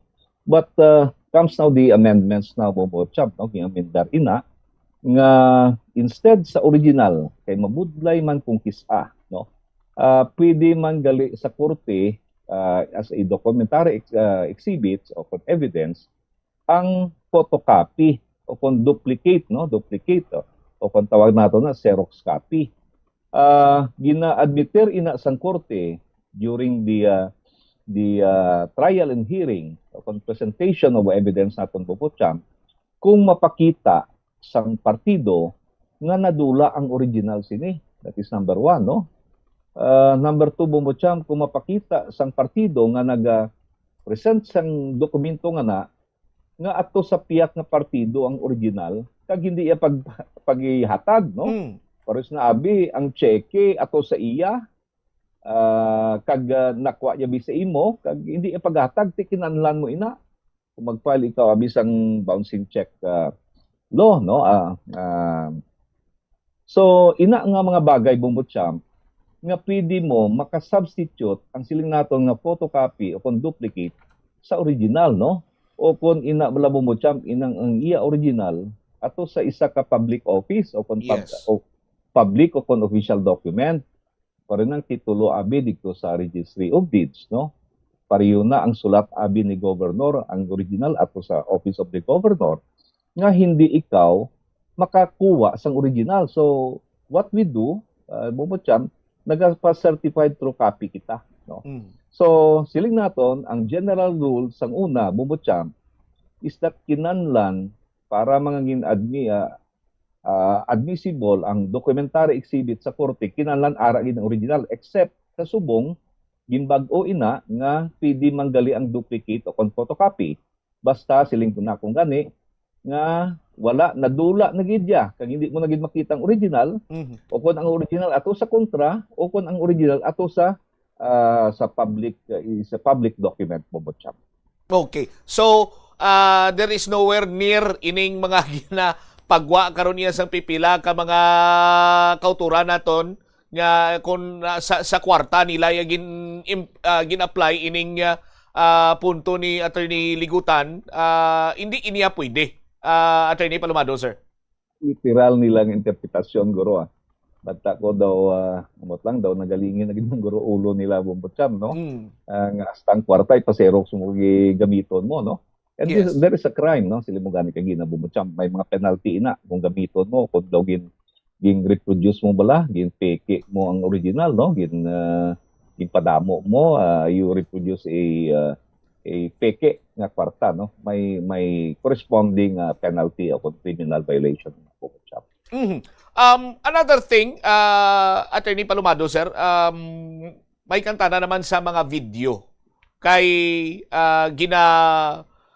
question man karon kung sinong nagauyat sang original, kung ginistoryahan na nagiban lang original, sinong nagauyat sang original nga copy sini, and kagapon sini gani gina-question si ang witness ngati paano mo nakuha ini, gin-explain niya man nga he made an screen recording para nga makuha niya atong mga ginpahayag ni Vice President Sara Duterte during that teleconference and the press conference, Attorney Palomado, sir. Yes, for the last 2 days Bobocham, no, nakita sa nga atong mga kauturan dito kung paano ka technical, no. Gali ang sa korte, no, hindi lang basta Bobocham nga may ebidensya ikaw, no. Kinahanglan ang imo ebidensya if it is documentary Bobocham, kinahanglan original o kung at least inang amo to hambal ko bala nga nadulang original. That's why you can produce a photocopy or duplicate copy thereof, no. Amo man Bobocham sa sa mga video recording, no, kinahanglan nim ma-prove nga insakto ina kay ti madamo subong Bobocham nga gina-splice o kung gina AI whatever, no. There is that before you can present that as evidence o kung mangin admissible ina nga ebidensya Bobocham ining mga video recording, there should be a proper authentication. So nakita nato dito ang sa iya sang video recording during the press conference I think of BP Sara in November 2024. There was a time nga say dito ni NBI John Mark Calilong kung paano yan na-authenticate nga indeed the one being presented yesterday, no, upon sang nagligad man nga adlaw nga pa-showing nila dito Bobocham, all those video recording nga may mga grave threats naging himo si Sara Duterte Bobocham were not spliced, no, o kung hindi AI, o kung authenticated copy, o kung genuine copy. Ang tawag naton sila, hindi bla contaminated, no? Yes. Matinlo siya, hindi siya spliced. So there is a process wherein ginsay-say dito Bobocham sang ila testigo sang prosecution nga ini nga pagbuyayaw o kung paggana nga patsyon nga threat sang aton Vice Presidente sa tatlo dito kay BBM, kay Lisa Marcos kag kay Martin Romualdez are indeed genuine, no. These are genuine copies nga sa recording dito. Dito man gani napakita Bobocham nga during the investigation conducted by John Mark Calilong, there was even a press conference, no, wherein the staff I think of BP Sara called some members of the media lain-lain may ara nga mga print, broadcast, all kinds of media daw mga 40 sila kabilog. Yes. And there they conducted a press conference. With that Bobocham nga na-authenticate na gidman ang atong video recording nga may grave threats allegedly, no, gaging himo si Sara Duterte, then that can be part now of evidence. But silingon Bobocham, whatever it is, kung evidentiary matters bala, parin na dokumento o kung video recording, kinahanglan sang proper authentication. Kung dokumento, kinahanglan original or at least ma-prove mo nga nadula ang original, at least, no. Kag kung video recording, kinahanglan may proper authentication Bobocham. Sa sini, attorney, sinong mayara sang authority nga mag-authenticate sining mga sabay sang documents, mga video recordings, so on and so forth, attorney Palomado, sir? I think there is a process Bobocham, no, ka-technical ini, no, even with the PNP and the NBI, the may cybercrime division, task force sila kung division sila Bobocham. Kung magkuha ka man gani sa mga recording, it should not come from na record mo lang.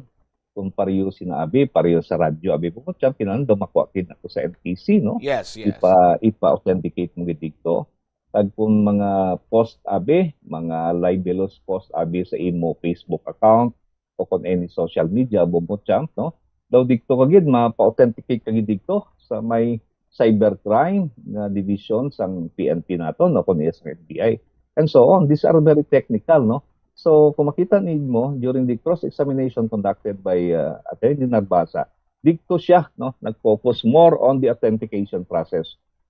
Ikadua, gina-question niya ang competence, no, ang competence ng witness ng NBI, no, kung bala he has undergone sufficient training, experience, and capabilities Bobocham. So nakita naton with that, no, so far sa aton paglantaw, the prosecution was able to prove, no, nga ang video recordings presented by NBI Calilong, no, was authentic, no, was authentic so far sa aton paglantaw. Kag ang mga documents na presented by Attorney Ligutan as identified by witness NBI Calilong were indeed admissible, no? Even though these are not original bombo chop. Now, speaking sang video, dito nakita ang grave threat. Attorney,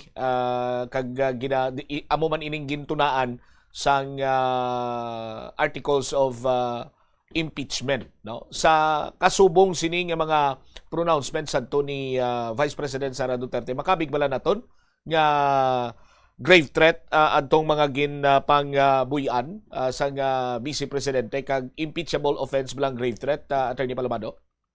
Granting it was a grave threat, Bumutsak, no? Kay dito ginabaisan man gani nga hindi man to siya grave threat. It was a conditional threat, no? Madamo kita nabatian dira, wala man there's no such thing as a conditional threat, no, under the revised penal code. Granting pagid Bumutsak nga ginpahog, ang threat is pahog mo. Yes. O kung tuyo ya nga patsyon ang aton lang gidabi nga presidente Bumutsak, then dito ang binaisay kung ina bala impeachable offense, no. That's why daw may baisay dito si Senator Risa and Senator Pia nga daw gina-summarize na nila impeachable ini this grave threats sa Bumutsak. So nalantaw naton kung ang grave threats under the revised penal code, in order to prove that Bumutsak, may mga elements of the crime na siya, no? So there are certain elements of the crime, 1, 2, 3, kinahanglan i-prove mo each and every element of the crime. I-compare mo naman, no, kung bala ining grave threat is a impeachable offense. On what ground kay ila ginapatuhoy Bumutsak, ini siya betrayal of public trust, no? Under the Constitution Bumutsak, kag sa aton law books, no, wala sang elements sang isa ka betrayal of public trust, no? What are now the elements of a betrayal of public trust? Why kita kabalo, no? Kung bala ang grave threats is a high crime, hindi man pwede, no? There were so many thoughts on this, no? There are so many school of thoughts on this, no?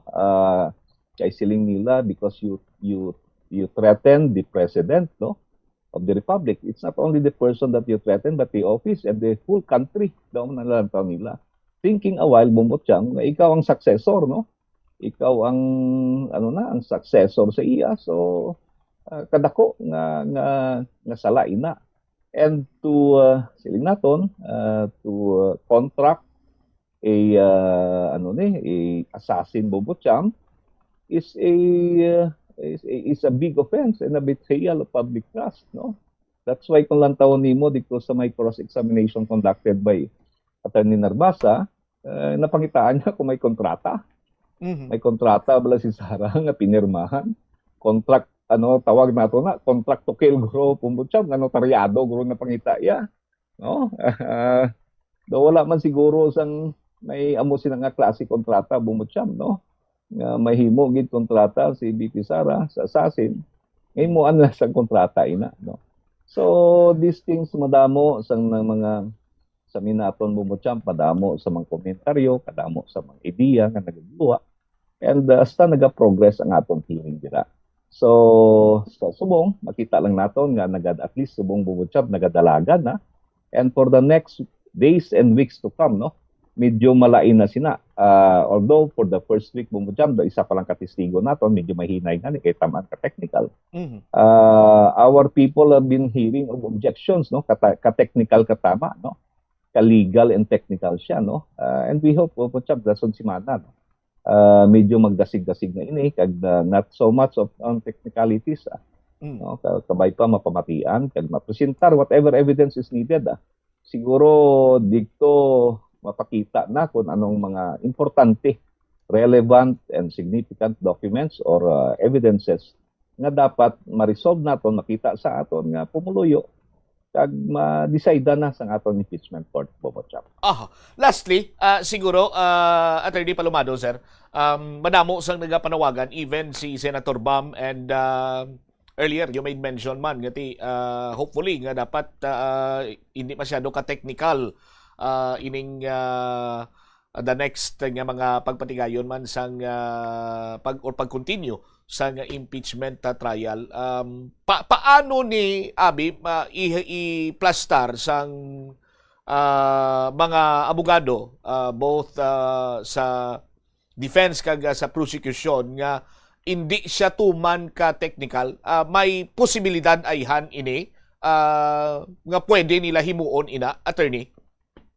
Ang nakita naton bumbot champ, no, pwede damo kamera mo, di ba? Yes. Iskan sa diin ka lang palimot ang kamera, no? No, ang mga abogado o mga senador dira, no? O kung inang involved dira bumbot champ sa trial and hearing, nagapalawig o kung yes. nagapasikat man, no? Sansaya na media. Hindi siyempre, attorney, kung makabuhi ka dira sa mga tinaga nga daw bago pa lang niya sa pamatinan sang iban, mambasa dyan, purte ka alam gid sang abogado sang dipinsa, kaalam sang abogado sang prosecution, amo nang dating eh. Damo gani nagambal mo dyan nga ang bayad sa mga abogado dire kung pila ka objection ang ila i-object dira during the trial kay ka makita naton daw hindi na normal, no? Sa korte man kita permi, makita naton hindi man amo sina nga tikab pa lang, sugod tikab pa lang ang kontra ya gina-objectionan niya na kadamo and all the types that klase na lang nga objection bumot champ, no? Kag makita mo man nga daw namian sila kay siyempre the spotlight around them, no? So hindi nang gid man gawa normal, no? So nakita naton tani si Senator Chis Escudero is doing a very good job on the champ kay dokita ko. Very kwan siya, daw kabalogin siya daw. Yes. I think he has been in litigation for so long kay do intindihan niya gid is the best siguro from so far nga nakita naton from among them dira sa incumbent senators naton to handle this, no? Medyo hindi lang gid siya galing bumutsyam sa nalantaw naton basi gamay pa, no? Nga stricto gid, no? Medyo pulupit ko niya man ang dulunggan sini mga abogado nga ni private lawyers kay daw pinataka lang, no? Pinaarak lang, purapo lang ka objection nila, no? Medyo kontrolo niya lang kay kung diri sa aton bumutsyam diri sa regional trial court naton sa MPC naton bumutsyam gahalong kami na iya, no? Sa pinta primero mo objection overruled ka din, ikaduha mo daw gaandap ka na kay mismo mabalaan sang west kung ginaharog mo lang testigo o kung pinalagpat ka lang bumutsyam. So in most instances makigan ikaw diri, no? Kung magsigi amo to klase bumutsyam nga pag gusto ka lang ka objection, no? Wala ina gakatabo diri sa aton, no? Kay ti kontrolado kag daw respetado siguro bumutsyam o kung nahadlok man kita nga basta lang magpinaarak sa objection, not what they had the last 2 days dito sa trial bumutsyam nga daw halos tanan daw hindi na ka makatika ba ang testigo nila daw sila na lang tanan, no? Ang kamera aran tanan si ila bumutsyam and so on, no? So that delayed the proceedings, no? Kag daw natak-an ang aton pumuluyo maglantaw kung amo nagidman sina, no? So siguro that's why the Senator Aquino stood up and make a manifestation na na sobrahan na gidman ka technical, no? Which technicalities are there for orderly proceedings mo champ, no? Pero kung masobrahan na gidman madula na blang substance ang nga ebidensya nga dapat pagwaon bubot champ, and that's another thing, no? So what happened the last 2 days kabay pa, no? Next time around, no? Next week siguro kabay pa si Senator Chis Escudero. Medyo dalan siya gawa latigo bumutsyam, no? Lulaw ita niya nagawa ini mga abogado sini. Kay ti base mag-ilis naman sang bag-o naman nga duwa naman ka set sang abogado. Yes. Amo man Japon, no? Binantayanay man Japon daw tanan na lang klase sa objection bumutsyam gina-raise nila bumutsyam. But sa nasiling mo na gani hindi amo ni ka common pero natural lang man ini. Attorney Palomado, sir, kung ara na sa trial, di ba? Natural siya mag-object ikaw bumutsyam. Pero ang ila na himo at that time, the last 2 days, though more than the natural bumutsyam, no? Daw nagdoble, triple. What we are doing here, no? Bumutsyam, sa amon na abi, dari sa korte, hindi man na amon na kadamo. May ara gani kung isang makapungko ang isa ka testigo bumutyam nga daw wala ka gani ka objection, no? When we know for a fact na tayo yun malang kay the purpose of the presentation of evidence is to know the truth, no? So we solicit facts from the witness, no? Kay during direct examination sila na kon gani bumutyam, no? Kinahanglan pa istoryahon mong testigo. Way pagani gasugod ang testigo magstorya sang pang objectionan mo na. Hasta testigo gani gakakibot, no? Daw ang buaya daw ginaharog mo ng testigo bumutyam pa. So I don't think that is although mapakita nila ang ila abilidad dira sa trial, but the whole country is watching bumutyam, no? Kung masobrahan ka man da ka OA daw kalaway man, no? Yes. Sobrahan ka man ko OA, no? Maminsar atong uturan dira siguro bayad ni siya ni Sara ni per objection, no? O kung bayad sa iya sang prosecution per objection man. What happened really, although Chief Escudero is very good in resolving this matter, kalabanan ng objection bumutyam kung ako maglantaw sang kay Narbasang objection daw halos 100% nga na overrule. Ang diriman sa kay Kwan, kay Likutan bumutyam daw na overrule man, no? So with that nga balanon bumutyam nga ginaharog mo lang, no? Why not allow the witness next time, no? Na to say her piece o kung his piece, no? Pambalada siya, no? Bantayan mo lang siya. Total, you have all the time during cross-examination bumutyam, no? Yes. O kung naga-cross man siya, you have the right the time during redirect examination and so on. So ang naton lantaw tani para mas nami pagid kag magguluwa gid ang factual matters, no? Magguluwa gid ang ebidensya nga gusto makita sang aton pumuluyo. Medyo halog-halogan, hindi man siling abi nga daw halog gid pabayaan mo lang bumutyam. Pero kung makita nimo nga daw damaging na gid, that's the time siguro to object, no? Inagani bumutyam nagapakita nga daw natarantar ikaw. Butsilingon nadlok ikaw magwa ebidensya, no? Butsilingon bumutyam may ginatago ikaw. Yes. These things kanya-kanya sang perception ang aton pumuluyo dira bumutyam, no? So I think the next time these lawyers, these are private lawyers bumutyam, medyo kwan lang silang ganit sa isa ka. Relax lang sila sa isa. Wow, may mga amo-amo pa na sila. So, although masadya, bumutyab, no? Pero tani, no? With the end view sining impeachment trial, makita sa atong pumuluyo ang ebidensya. Anong truthful matters sila? Anong factual matters sila? Na to give them also the idea kung ano gid ang nagkalatabo, bumutyab. Alright. Isa na gilang kahirit, attorney, kay you made mention sa redirecting sa witness, redirecting what's the term gani liwat, attorney? Redirect bumutyam, no?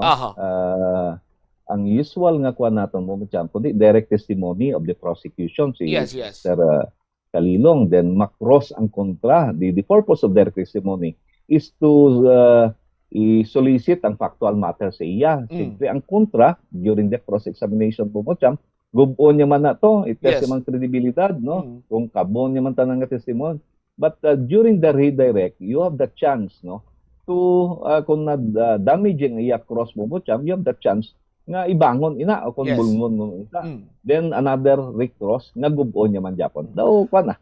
May arabalan. Balikay, attorney, may arabalan sa nagahambal nga dapat nga mag-worry ang defense kay wala na redirect ang prosecution. So in effect daw wala na rumpag ang ginplastar sa prosecution pinaagi sa ila sini iyang witness. There is a such thing ba lang nga kasubong sina attorney ngati kung wala na nag-redirect ang prosecution sa cross-examination sa defense, dapat kinman ba lang kabalakan na ang defense kaya wala tupa ang ila cross-examination? It's the call of the prosecution at that time, yes, at the Bobotcham, no? Sa ilagro evaluation, ilagro assessment, there's no need, no, that during the cross conducted by Attorney Narbasa, daw wala man, no? Way karungkab. Ang siling nato nga way gani kapaksi sang kilay, no? Way tagabalo, no? Way tagabalo kung ang ila pa no, ang ilang pamatyagan, no? Ang ila evaluasyon nga daw wala man to. Ano to? Amo na to, no? Nagurob lang ang kuan sang prosecution. Maybe it's depende sa nagalantaw. Maybe it's a saywar, no? Saywar man sa piyak na kita mo daw nangakig ito si Narbasa na daw may side comment o si Attorney Ligutan at that time nga hindi na siya mag-redirect and so on, no? So it's a battle, it's a mind battle not only of the theories and all legal battle mo may mga discarded, no? May strategic kiyak, no? So these are options, no? The redirect examination can be waived, no? Pero kung nakita nimo nga daw nadunot gito ang imo testigo si Mr. Kalilong, siguro pabangunon naman kung nadumpog gid. But with the cross-examination of Attorney Narbasa, the prosecution camp thought nga wala waya marumpag as regards the competence, ang iya nga training, ang iya nga capabilities being an NBI agent investigator, no? So sa ila pagpati, sa ila paglantaw, there's no more need, no? There's no more need to redirect, no? Kay kung siyempre Bongbong kung maka-redirect ikaw, you give another chance to the other party to recross man mo na. Basi digto ka pa masabit. These are strategies Bongbong, no? Nga diskarte sang during the trial, which is allowed Bongbong. So kung ang atong pumuluyo maglantaw, depende on which side nga ikaw nagalantaw, no? Kung ang iban dito sa side ni Sara, nga palakpak man, ambal man sila man ang victorious, there is a piyak sa prosecution, the congressman, the prosecutor congressman, ambal man nga they naka round 1 sila and so on. But this imagine Bongbong, this will be a long process. Ito kadamo-damo sang testigo, linibo ang dokumento si Bongbong, isa pa lang to ka dokumento kagapon. And siling naton, malawig ang process of authenticating documents, no? Of whether there were originals or photocopies or duplicates and so on. So, unang ano pa lang to Bongbong, round Y patugan is round 1, no? This will be a long process and we hope, and the Filipino people, Bongbong, would hope, no, that this will end soon, Bongbong. Attorney, thank you so much for your time kag subong man sa pag-shed light sa pila ka mga issues diri karon. Salamat gid sa liwat kenda maayong hapon. Salamat Bongbong kag mayaday nga hapon. Diri wavit si Attorney Noel Palomado aton sining bombo abogado kag isa iya ka litigation lawyer. Sa pagplastar kag paghatag man sang kasanagan diri sa aton sini karon iya nga pagpangalagad, no? Sa aton man sini nga mga kulturan. So first may mga layi nga naga-cover sa sining or illegal nga pag-photocopy sang any, no? Any Philippine peso bill, no? Sa aton sini karon iya nga mga kabombo, no? Under Bangko Sentral ng Pilipinas Circular Number 829, illegal nga i-photocopy or i-reproduce, no? Ang anuman nga parte sang kwarta, no? Sang banknote, tunga, bilog, black and white, colored, no? Gamiton bilang souvenir, prop, or even sa social media content, no? Sa aton sini nga mga kabombo. Ang mga violator sa aton sini nga mga kasimanwa, ang sara nga magapangatubang sang 5 tubtob na 10 katuig nga pagkapriso. Sunod-sunod kini mo ya sa trend Engineer Alberm. Basi dugay-dugay pusasan ka na. Tindik bayad sa aton sini nga mga koturan nga ti imo tani lingaw-lingaw lang. Lingaw-lingaw lang yung imo pay ti nagalapas karon sa laye. Mapriso ka. Amo sana ambot silingon sa aton sini mga kasimanwa. And then there's the authentication sa mga documents, magluwas sa dokumento, samahin karon iya sa video recordings sa aton sinima kasimanwa. And ang grave threat, makabig bala iyang impeachable offense. Well, ini makita, no? Sa katon sini nga bumbo abogado nga sarang ina nga mangin balasihan. And there's the objection count. Ang iban sini kagapon sa aton sini makuturan daw mas interesado sila iya sa ginatawag sini nga pagtali or isip sa objection sang prosecution, of which ginimo Manila sang nakaligad sini nga kay gayunan nga ginaisip Manila ang objection ni Attorney Narvasa. So, kung nagapangabay ang pumuluyo mga opisyalis naton sa gobyerno, even mga senador nga i-minimize ang technicality, too much technicality sa aton sini nga mga kasimanwa, sarangin ko no nga mahimo ini. O galing kiti nagadepende ini sa pagplastar naman iya sang tagsa ka counsel sang prosecution kag sang defense sa aton sini makuturan. No? And then there's the hambalanon nga kay why na nag-redirect examination ang prosecution, di dapat kordamon na kuno ang defense. Well, sabahin sing isa iya ka seasoned litigation lawyer katulad ni Attorney Noel Palomado, sige hindi man ang amusin ang balasihan. Maybe it's their own strategy sa aton sini nga mga kuturan to further nga mapabakod ang ila sini iyang mga salandigan o inong plastar agod nga ma-establisar nila, no? Sa aton sini nga mga kabumbo ining articles of impeachment. Same as with sa maayong sa depensa, agod nga ma-establisar Manila ngati why iya sang balasihan or mambal naton abi why iya sang punto nga amo sa tong gin-file or kabig as articles of impeachment, no? Para batok iya sa kay Vice President Sara Duterte. So bantayan nato ang mga masunod pagin sini iya nga simana or sa masunod sini nga simana, Lunes, Martes, Miyerkules, no? Kay by Monday madamo sang ginpang sampina na to ang Senate Court, no? Para iya nga magtambong as the witness sa magtimbang sini karon nga bahin. And speaking sa witness, ti amo lang kang ginaman sa bumuan na big time, ambal ni Attorney Palomado sa pasampina sa kay Attorney Zulaika Lopez as hostile witness sang prosecution. Kagina, nagkanto si Attorney Zulaika Lopez sa may doon sa Senate, doon siya nagkanto, kag may mensahe na sila, engineer, no?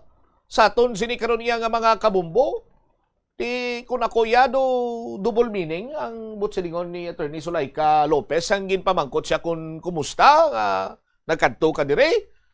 Ari malaw ang gabahin sang mensahe ni Attorney Zulaika Lopez sa pagbisita sini sa Senado. The trial next week, ma'am. Good morning, everyone. Good morning, Good morning po. Atin po kayo. Typhoon Inday. Ma'am, what's the reason for your visit po? Prepare po Typhoon Inday ko, no?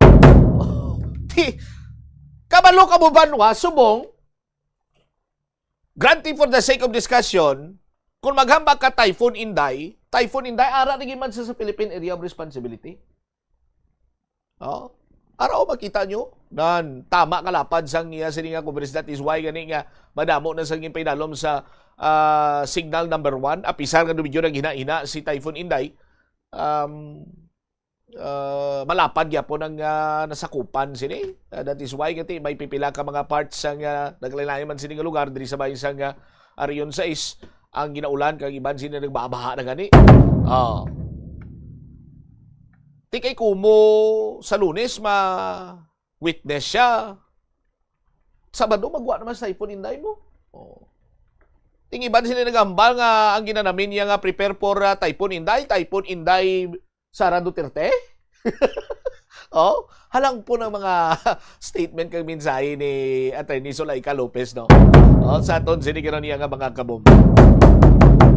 44 minutos na nakaligan sa takna siningalaw na pagbalik nato na banwa speaking sa Typhoon Inday ang City Disaster Risk Reduction Management Office gina-monitor karon or padayon ang monitoring kag naka-standby sa posible epekto no ni Typhoon Inday diri man iya sa bahin sang syudad sang Iloilo. Balikan tayo ni matapos sa bilang ka-importante nga mga panumdom. Sa dami ng gagawin, mundo'y mamadaliin, pero nagbago to dahil sa'yo. Bumabagal ang mundo sa sarap ng luto ko. I want back order na lutawit sarsaya. Ang sarsaya, nagbibigay ng kumakapit na linamnam. Bago to! Ang sarap saya, ninanamnam, tumatagal, binabalikan. Pag nandyan ang sarsaya, may sarap at may saya. Saya! Kapit ang sarap, kapit ang saya. Panugyan na rin sa eksperto kon kwarta ang paghambalan. Apesar limitado ang imo abilidad nga mag-invest, ang gamay nga contribution sa investment accounts ang makabulig sa imo nga maggamit ang earned money nga maka-generate sang dugang nga income. Ikonsiderar ang pagbukas ng retirement account o kon iban nga investment account. Sa dami ng gagawin, mundo'y mamadaliin, pero nagbago to dahil sa'yo. Bumabagal ang mundo sa sarap ng luto ko. I want back order na lutawit sarsaya. Ang sarsaya, nagbibigay ng kumakapit na linamnam.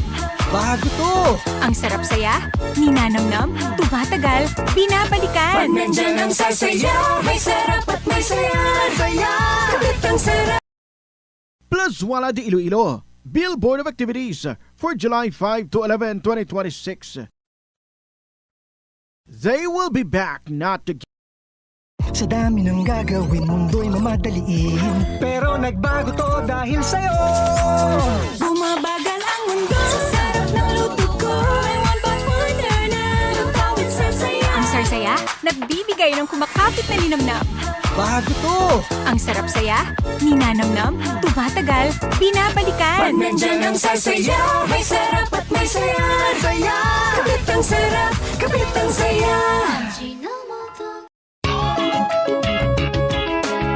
Yari ang isa ka praktikal nga pamaagi agon makakinot sa paggamit sang tubig. Pag-usar liwat sang tubig. Kolektahon ng tubig nga gingamit sa pagpanglaba o kung ng tubig nga nagatulo gikan sa aircon. Pwede mo ina magamit sa pagpanglimpyo sa salog, pagflash o kung pagbunyag sang tanom. Ang tubig nga abi mo wala na pulos, pwede payagaling nga makabulig sa imong palibot.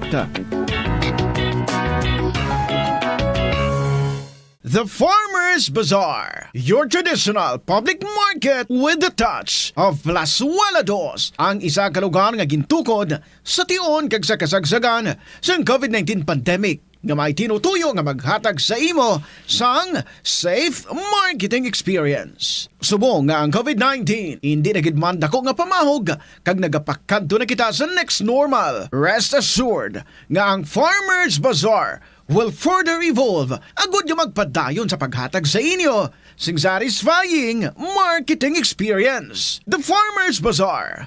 Sa lower level, tara na pahamtang ang fish, poultry, kag meat section. Para naman sa inyo mga kinahanglanon nga prutas, utang kag iban pa, magbisita sa upper level, pinaagi sa paggamit sa hagdanan o kon sa pagkadto direkta sa parking lot. The Farmer's Bazaar, your traditional public market with the touch of Plazuela Dos.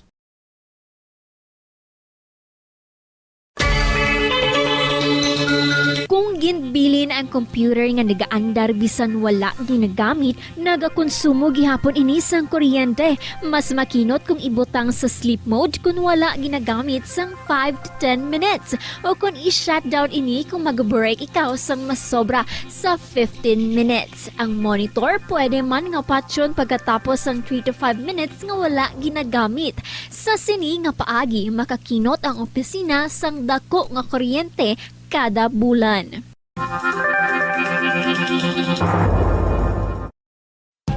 The world is set para sa isang makasaysayang yugto sa football. Mula sa host nations, United States, Canada at Mexico. Ihahatid namin sa inyo ang bawat goal, bawat sandali at bawat tagumpay. Manatiling nakatutok para sa mga balita at updates ng FIFA World Cup 2026. FIFA World Cup 2026. Dito lamang sa Bombo Radio Philippines.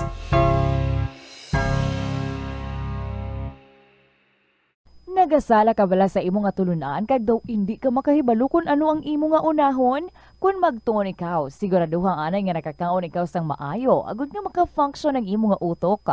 Kung gusto mo ang snacks, siguraduhan man nga na-preparar na ini antes pa man ang imo study time. Bangod basi, mawili ikaw sa pagkuti sang imo nga pagkaon kag ma-distract ikaw sa imo nga tulunan. Siguraduhan man nga tapos na ang imo nga ulobrahon sa sulod sang balay para nga makalikaw sa interruption kag para sigurado naman nga maka-relax ikaw kung matapos mo na ang pag-review. Plus Wala de Iloilo, Billboard of Activities for July 5 to 11, 2026.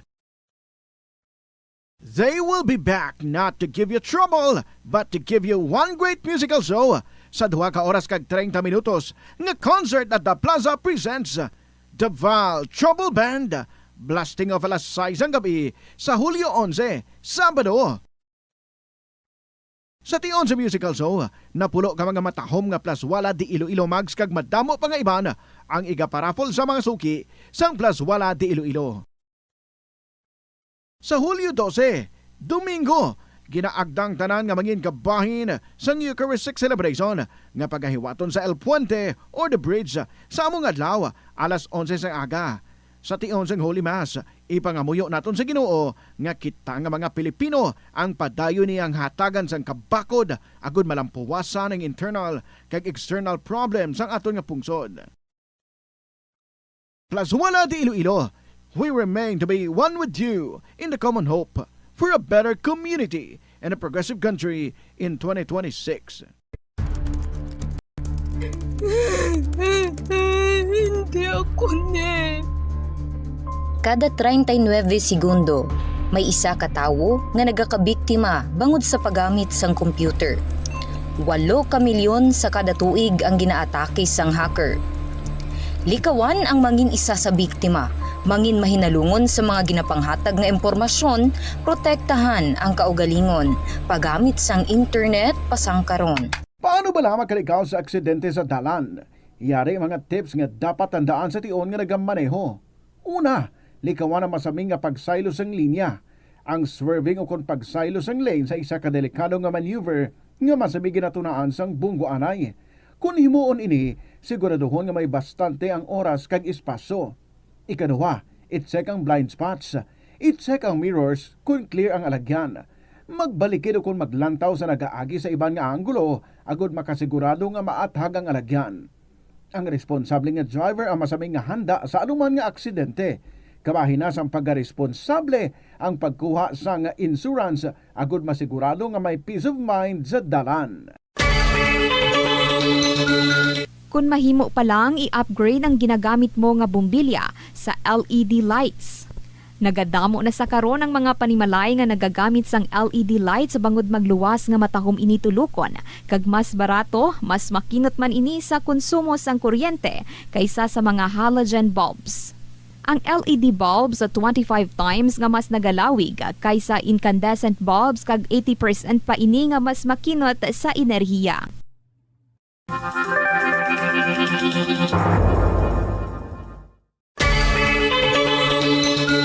Kung nagabiyahe, dalang salakyan, planuhi ang ruta, kag tingbo ng mga malipot nga ruta, kag isahon na lang agud makakinot sa gatong.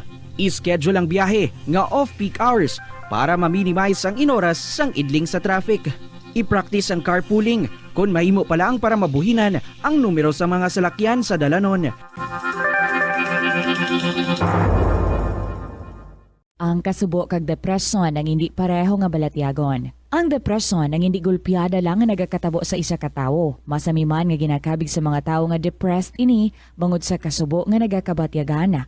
Ang kasubo temporaryo lang nga nagakabatyagan sang tawo kag masami nagadugay sang pilalang kaadlaw. Samtang makabig naman nga nag-experience ikaw sang depresyon kung masobre na sa 3 ka bulan nga nagabatyag ikaw sang kasubo. Importante nga mahibaluan ang mga naga-trigger sa nga mga balatyagon, agud nga mahibaluan kung paano ini nga bulngon. Paano ipabilin nga matinlo ang ginakaon nga mga prutas kag utan?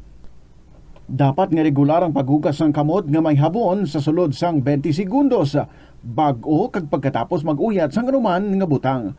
Hugasan sa maayo mga prutas kag utan gamit ang tubig bago ini kaunon o kun isimpon sa ginaluto nga pagkaon. Likawan nga maggamit sang habon o kun bleach o kun anuman nga kemikal sa paghugas sa mga ini.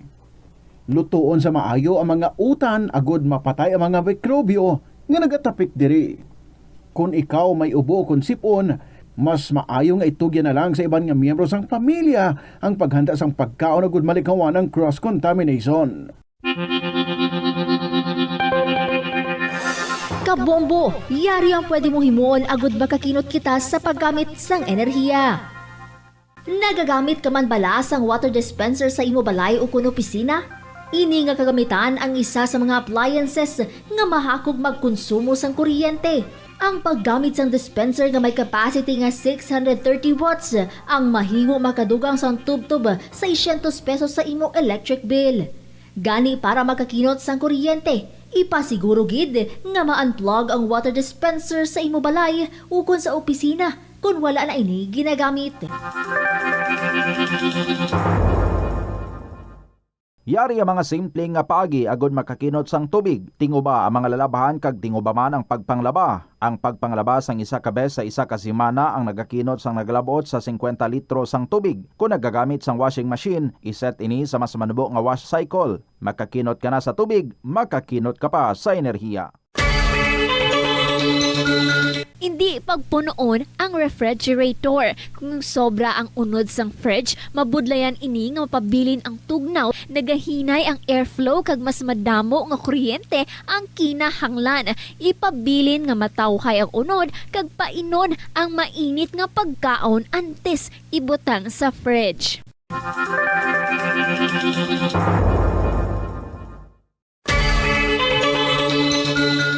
Kung nagaluto ka sa kusina, ipasiguro nga husto ang kadakuon o sukat sang kaldero, kaserola o kalaha sa burner nga ginagamit sa pagluto. Makabulig ini para malikawan ang pag-awas sang kalayo sa kilid kag para mas madasig nga maluto ang pagkaon. Sa sini nga pamaagi, makakinot ka sa konsumo sa gatong kag makapamagan man ini sa mga galastuson. Panugyan na rin sa eksperto kung kwarta ang paghambalan. Apesar limitado ang imo abilidad nga mag-invest, ang gamay nga contribution sa investment accounts ang makabulig sa imo nga maggamit ang earned money nga maka-generate sang dugang nga income. Ikonsiderar ang pagbukas ng retirement account o kung iban nga investment account. Kabombo! Nagpatakod ka man bala sa energy saving device sa imo balay o opisina? Maghalong ka ha? Kay basi na budol ka. Sunod sa Department of Energy, wala pa sang energy saving device nga nakapasar sa energy label. Bot silingon, kung ina nga device wala sang DOE certification, wala ina nagagana. Magluwas nga hindi epektibo, mahimo pa ina makaguba sa imo nga mga appliances o kung makapataas pa gani sang imo balayran sa kuryente. Gani para makakinot sang matuod sang kuryente, gabuton sa saksakan ang appliances nga wala ginagamit. Masami nga tinluan ang aircon filter o kung magamit sang inverter appliances. Tanan kita mayara sang mabulig agud pakibatuan ang climate change. Magamit sang bag nga pwede magamit sang liwat-liwat agud mabuhinan ang plastic bag nga ginahaboy. Bangod ini nagatugas ang greenhouse gases. Ikaduha, hindi masumi magamit sang computer. Kun apat Oras sa Bombo Radyo Iloilo, Philippine Standard Time, 59 minutos na nakalikan sa takna sining alauna. Standby sa aton sini nga mga kauturan sa dugang nga mga balita kag impormasyon. Diri man sa aton sini nga pagpangalagan. Oy, buwas ng adlaw sa aton sini nga mga kasimano aton sini nga first weekly draw. Dira kita sa may Iloilo Central Market sa swerte sa palengke promo ng Bombo Radio at Star FM. Ang biggest promo of all time bangod gati naglamot sa 9 million pesos sa total prizes higa panagtag nationwide. Sa aton sini nga mga kasimanwa, adlaw-adlaw ya may winner kita diri magadaog sang special prize nga brand new limited edition nga Bombo Radio Philippines 60th anniversary AM FM radio set nga wala nakalansang sa isa lamang ka istasyonan.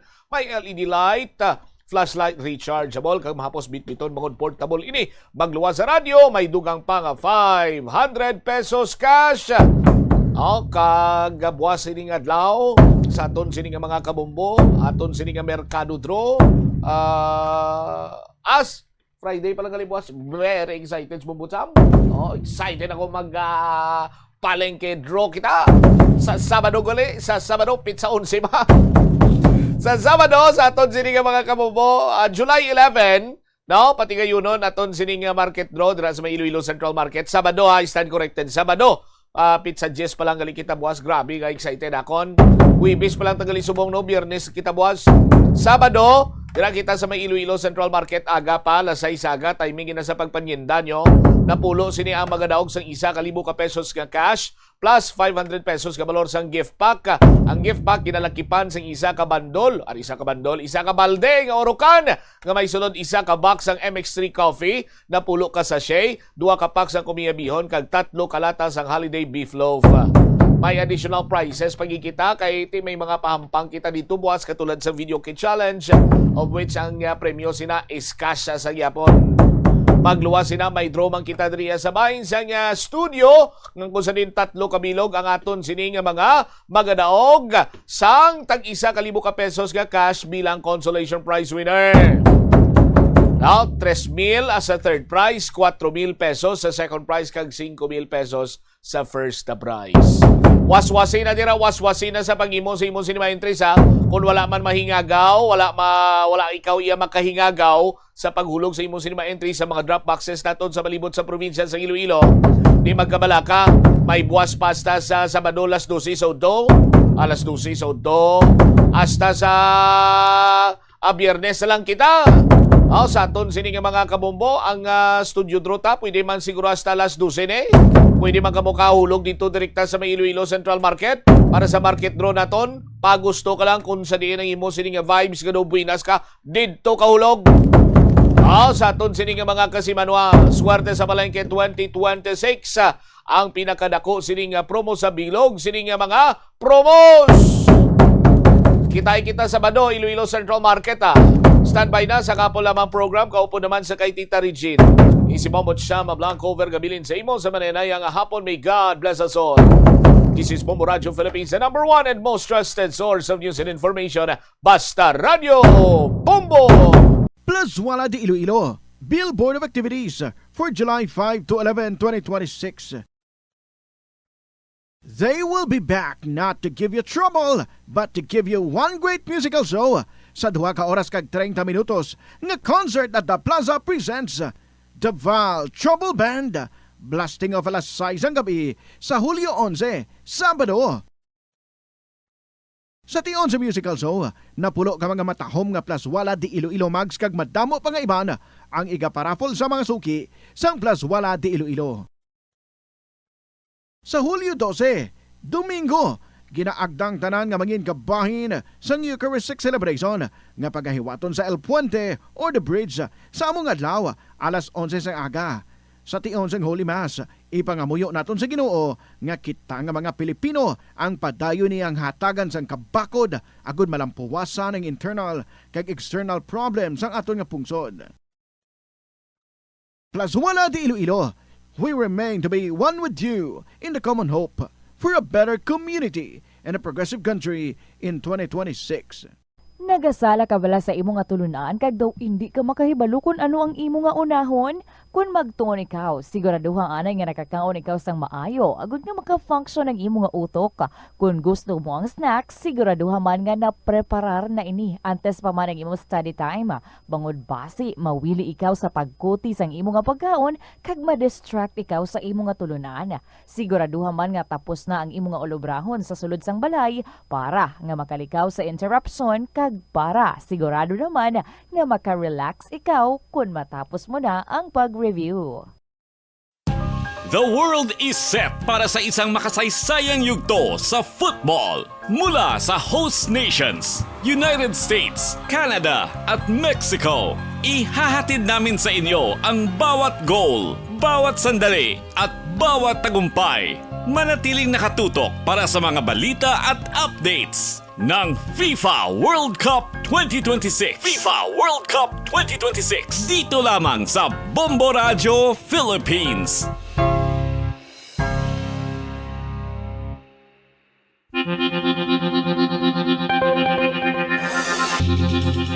Sini nga panahon sang tag-ilinit, delikado ang sunog ilabi na sa sulod sang panimalay. Gani safety first ka bombo, ilabi na kung ikaw ang nagaluto sa kusina. Siguraduha nga nahamtang sa mabugnaw kag well-ventilated area ang LPG tank kag indi masilakan direkta sang adlaw. Ang sobra nga init makapataas ang pressure sa sulod sang tangke nga mahimo magresulta sa aksidente. Tsekyaron ini kung may tagas kag ipalayo sa kalayo.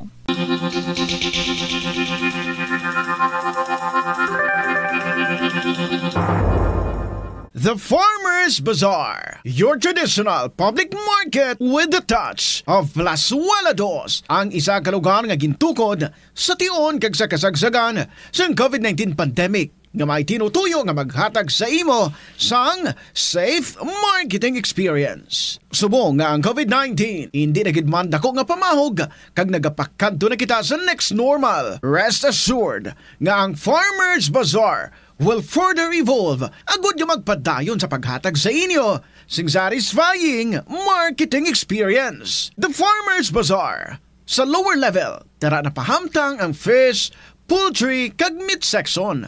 Para naman sa inyo mga kinahanglanon nga prutas, utang kag iban pa, magbisita sa upper level, pinaagi sa paggamit sa hagdanan o kung sa pagkadto direkta sa parking lot. The Farmer's Bazaar, your traditional public market with the touch of Plazuela Dos.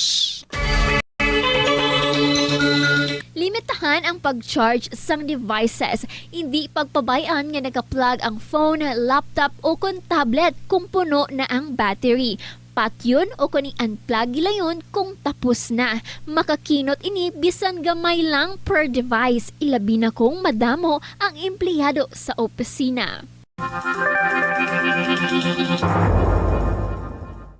Yari ang mga simple nga paagi agon makakinot sang tubig. Kaayuha ang mga taga sa tubo o kon hose. Hindi tanan nga taga sa mahapos kagilayon nga makita tungod ang mga tubo o kon hose ang nakalubong sa duta o kon semento nga bahin sang balay. Kung magsigi ang mga tagas nga ini, mahimo nga magalabot sa 10,000 ka litro sang tubig ang mausik sa isa ka tuig. Maggamit sang leak detection tool o kung magkonsulta sa mga eksperto kung may pagpangduwa-duwa nga may tagas sa mga tubo sang tubig, agod ini gilayon nga makaayo. Sa eskwelahan, ang pag-practice ng good manners and right conduct ang makabulig sa paghimo sang positive, respectful environment para sa pagtuon. Nagapakita ini sang pagtahod hindi lang sa mga manunudlo kundi mangin sa imo mga classmate kag sa school community.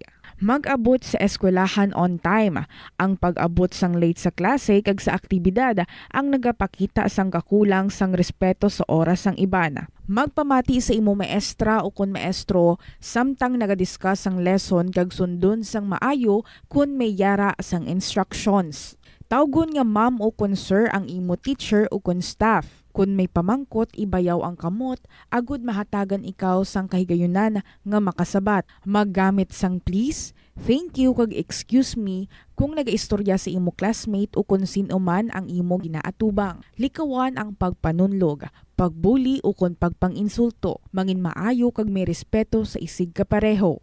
Mangin matinlo sa classroom kag school grounds. Ibutang sa basurahan ang basura kag indi pag-ihaboy sa bisan diin lang, ilabi na sa sulod sang classroom. Respetohon ang propiedad sang eskwelahan. Halungan ang mga libro kag supplies kag likawan ang mangguba sang pagabutang nga wala mo ginapanag-iyahan. Mangin focus sa pagtuon kag likawan ang pag-istoryahan na isang classmate samtang nagadiscuss ang imo maestra o kun maestro sang inyo nga lesson. Likawan ang cheating. Masami nga kompletohon ang assignments kag test nga wala nagapangopya sa hinimuan sang iban. Paborito mo man bala kaunon ang prutas nga saging kabombo? Nakahibalo ka bala? Nga ang Pilipinas ang ikaduha sa pinakadako nga exporters ng saging sa bilog nga kalibutan. Sandig sa United Nations Food and Agriculture Organization, ang pungsod ang naka-export sang 2.93 million metric tons sang saging sa tuig 2025. Nagapangduha kita sa top exporter nga pungsod Ecuador. Ang saging manggaranon sa mga bitamina kag minerals, kaangay sang vitamin A, C, B6 kag potassium nga kinahanglan sa immune system, energy production kag cell protection. Bangod sa mataas nga potassium content sang saging, epektibo ini sang healthy blood pressure kag nagasuporta sa overall heart function.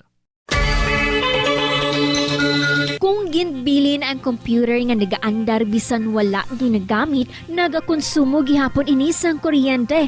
Mas makinot kung ibutang sa sleep mode kung wala ginagamit sang 5 to 10 minutes. O kung i-shutdown ini kung mag-break ikaw sang mas sobra sa 15 minutes. Ang monitor pwede man nga patyon pagkatapos sang 3 to 5 minutes nga wala ginagamit. Sa sini nga paagi, makakinot ang opisina sang dako nga kuryente kada bulan. May kilala ka bala nga mga bata nga mahilig sa video games? Nagausik bala ini sang inoras sa paghampang sang iya ginakaadikan nga games. Isa ka pagtuon sang American Academy of Pediatrics ang nagapahayag ngang sobra-sobra o kun inoras nga pagtiner sa paghampang sang video games ang makadulot sang depresyon. Celebrating 60 years of media excellence. 60 taon sa paglilingkod. 60 taon sa katotohanan. 60 taon sa pagtindig kasama ang sambayanang Pilipino. Ito ang Bombo Radio Philippines. Bombo Radio Philippines. Your trusted source of news and information. Basta Radio Bombo! Mayong hapon sa tanan, oras sa Pilipinas. It is now 10 minutes after 2 o'clock. Kumusta na ka mo? This is Tita Regine and balikay kita diri sa kahapon lamang program. Salamat for always being there. I know nagatutukman ka mo sa impeachment trial. That's very important. That's history unfolding right before our eyes and before our ears. Salamat! Ara naman ka mo, kag-ari naman ako diri. Agud nga, mag-enjoy kita sa mga kasaysayan nga inyo ginpang share diri. Pero pasensya lang ha, sa mga nag-request for particular stories or for particular dates. Ngaluyag nila nga pasahon nato ng ilang mga kasaysayan. Well, anyway, we will try our best nga ma-accommodate gid ang inyong mga stories when we have each other diri sa kahapon lamang program. Anyway, this is Tita Regine. Hidlaw ako sa inyo and I hope ang mga istorya ninyo dira samtang nagapamati ka mo sa impeachment trial, ginaamat-amat nyo man para nga sa gihapon makapadala diri sa kahapon lamang program. So kung natapos na ninyo, I'm sure dabasi mo ang mga natapos ninyo dira. Kay sigurado ako nagasulat ka mo, sige-sige. Paki-email ang mga stories sa bombo_iloilo@bomboradio.info or you write your stories and then you send sa kahapon lamang program DYFM, Bombo Radio, Iloilo, Sky City Tower, Mapa Street, Iloilo City. Remind ko ang ating winner, si Inday Shirley sa Santa Barbara. Inday Shirley, paabuton ko ikaw diri sa Sabado before mag-alas 2 sa hapon. I hope makaabot ka na diri sa istasyon. And palihog pa Xerox ka sang imo nga IDs. 2 copies sang imo nga ID. Okay. Well, sa tanan nga nagaupod sa aton, maayong hapon gid dira sa inyo and salamat gid. Ari na ang ating nga ipagapabati nga ambahanon for everyone this afternoon from Kenneth Similia. Sige na, Prinsesa. Mayong hapon sa liwat, welcome sa kahapon lamang program. Kaupo ninyo, si Tita Regine. Pag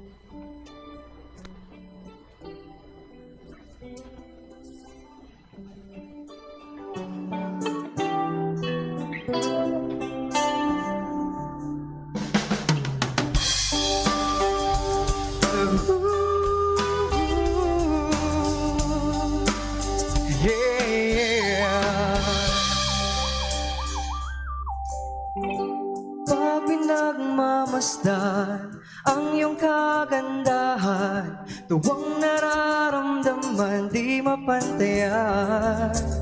Sa daming naliligaw sa'yo, kung siyang napili mo, sadyang pinagpalang magkaroon ng tulad mo.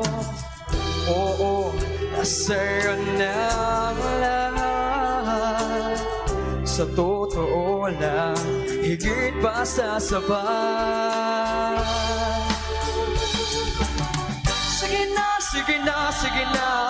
Oo na, wala nang iba pang papatibok ng puso ko, katulad na ginagawa mo. Hindi na dapat pang mangamba, puso ko ay nabihag mo na. Walang ibang mahal kundi ikaw, o aking prinsesa.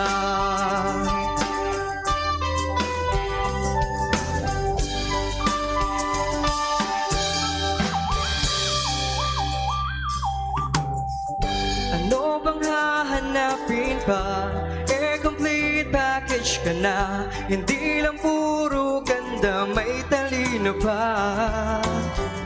Ang puso mong mamahali, hindi babasagi. Pag-ibig mong nagniningning sa aking piling.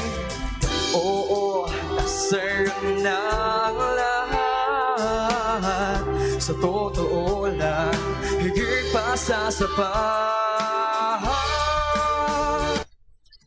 Sige na, sige na, sige na.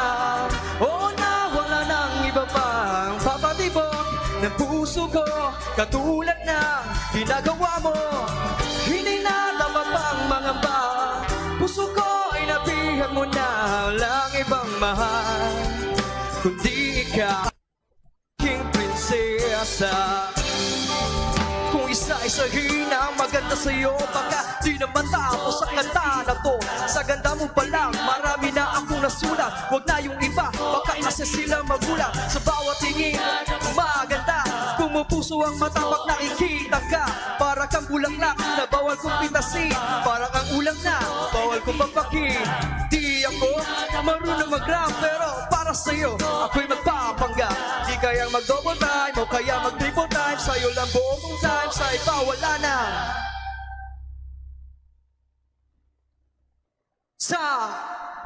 Sige na, sige na, sige na. Oo na, wala nang iba pang papatibok ng puso ko, katulad na ginagawa mo.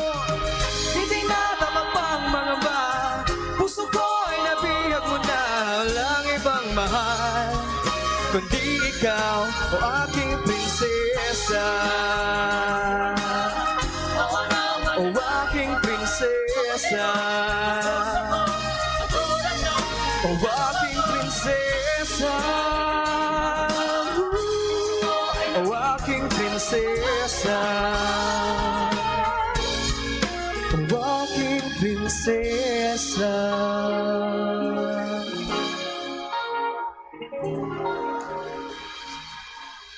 Kenneth Semilia para sa inyo tanan, Prinsesa.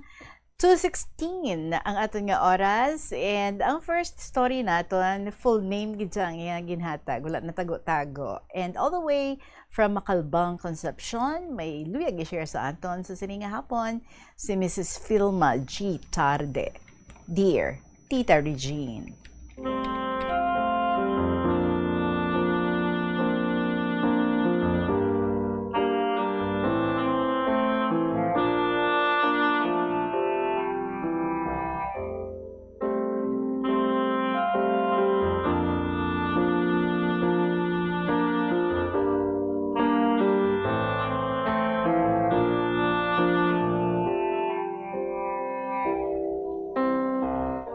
nagahatagid ako sa katahuran sa imo, maayong hapon. Tita, gusto ko lang i-share sa imo ang akong kasaysayan sa nagaedad pa lang ako sang 20 anyos. Tita, isama na ko nga manog palamati sa imong programa sa Bombo Radio. Abi mo, tita, as isa ako ka may disability. Na polio ang right ko nga leg sang isa pa lang ako katuig. So polio victim ako, pero makalakat man. Wala ako nakatapos sa pag-eskwela. Graduate elementary lang ang natapos ko. Pero wala man ako naghinulsol sa sitwasyon ko. Tungod sang kapigaduhon, nagpangita ako obra sa sulod sang balay. Nagsulod ako bilang isa kakabulig sa balay. Nakalabot ako sa Manila sang obra. Nakaobra man ako sa factory sang patahian, kag sa panaderya. Basta makaya ko lang ang trabaho, hindi gidupang ang akon nga disability. Tita, sa malipot nga istorya, nakapuli ako sa amon. Pag edad ko, 27 anyos, nakapamana ako, sing isa ka mabuot kag mahinang panon nga tawo. Wala gid ako mag-expect nga makapamana ako. Sino man abi ang magdahom nga makapamana ako? Ang isip ko, wala sang may magkagusto sa akon, kay tiang ako. Subong, 4 na ang bata ko. Sa kaluoy sang Ginoo, nakatapos na ang subang ko kag may obra na sa PNP. Criminology. Kay ikaduha ko nga bata, teacher na, kag may obra naman. Ang ikatlo ko, graduate naman sa crim, kag ang bunso, second year college, sa crim man. Tita, sa paghimakas lang sang bana ko, kag ako man, nagabuligay lang kami nga mag-asawa. Galibod lang ako ka mga kakanin, kag ang bana ko, ga-drive sang jeep. Subong, isa na lang ang amon estudyante. Ang subang, amo ang nagagasto sa pag-eskwela. Bisan ga pamigado kami, nagahimakas lang gihapon. Kay ginahambalan ko ang mga bata ko nga magtuon gid, kay wala kami mapanubli sa ilang nga manggad.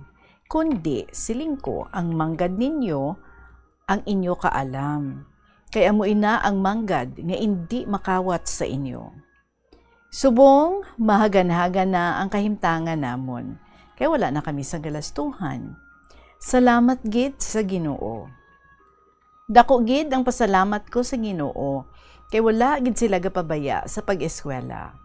May bunga gid ang amon paghimakas. Tita, diri na lang kutob ang akon sulat, kabay nga nakahatag gid sa dako nga lesson ang akon kasaysayan. Sa tanan nga manog palamati, wala gid ako gauntat sa pagpangamuyo sa Dios nga makatapos gid sila tanan sa pag-eskwela. Salamat gid Tita Regine sa pagbasa mo sang sulat ko. Ako gali si Mrs. Filma Gitarde sa Makalbang, Concepcion, Iloilo. More power and God bless you all.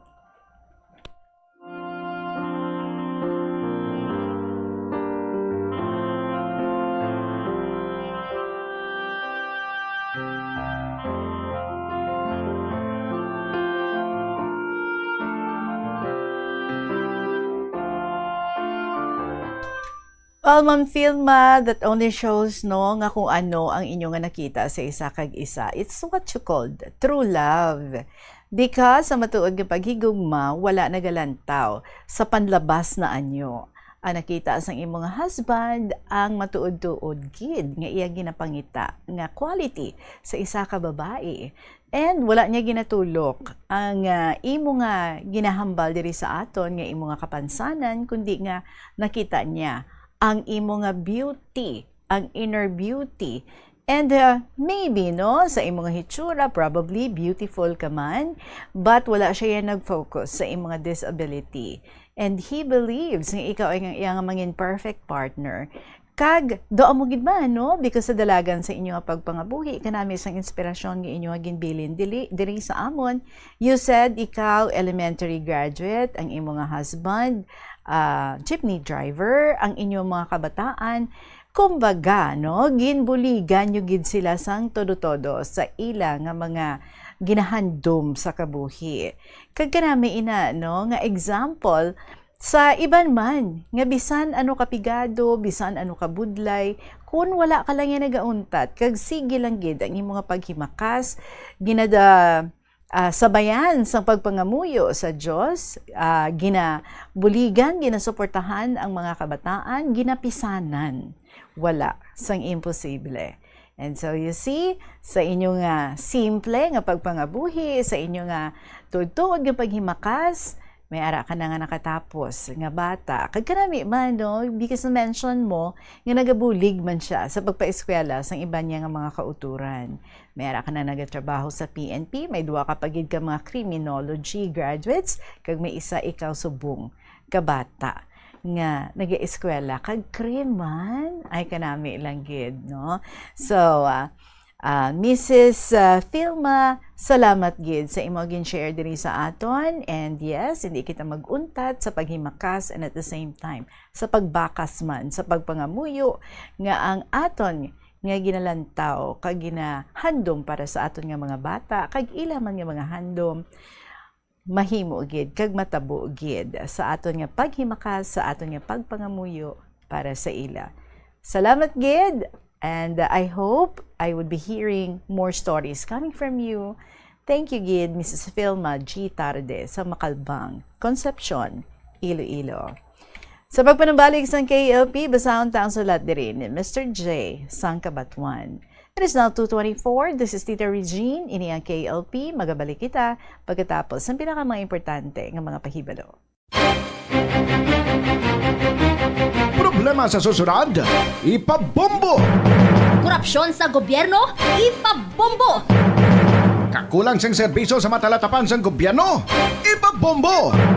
Inhustisya kag hindi patas nga pagtrato, ipabombo! Ipabombo! Programa sa Bombo Radio bilang dalang pansang banwa, ipabombo! Ipabombo! Problema sang komunidad, ipalabot naton sa natungdan kag solusyonan, ipabombo! Ipabombo! Diri lamang sa number 1 and the most trusted source of news and information, Bombo Radio Philippines. Basta Radio Bombo! Di lang isa, no? Kundi may mga pila ka mga story siya nga gin-share sa aton, kag iniya daw update on what's happening sa iya nga pabulong sa iya nga kabuhi sa subong. So, pasahan ang sulat ni Mr. J. sang Kabatuan. Dear Tita Regine.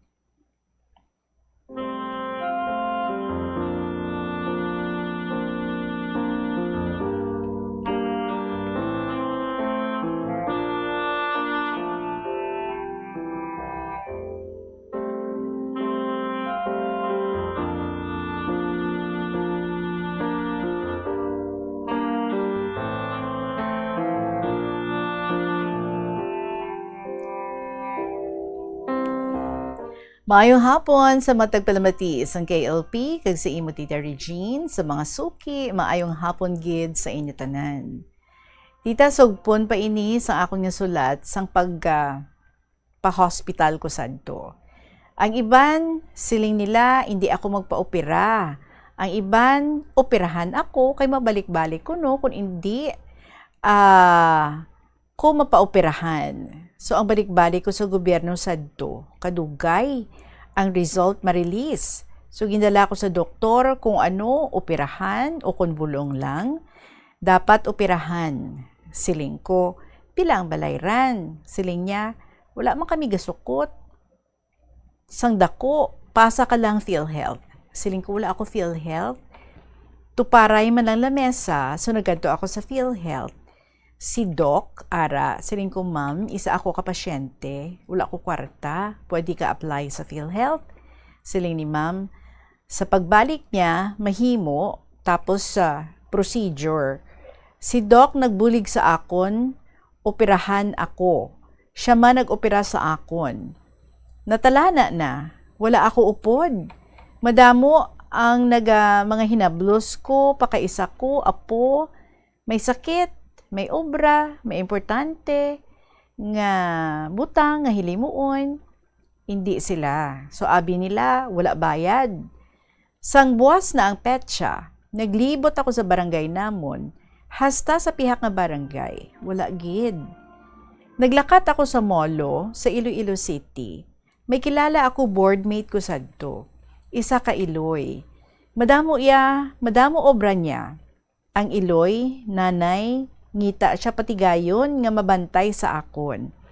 So nagpalista ako anay. Una, number 2 ako, wala pa ako bantay.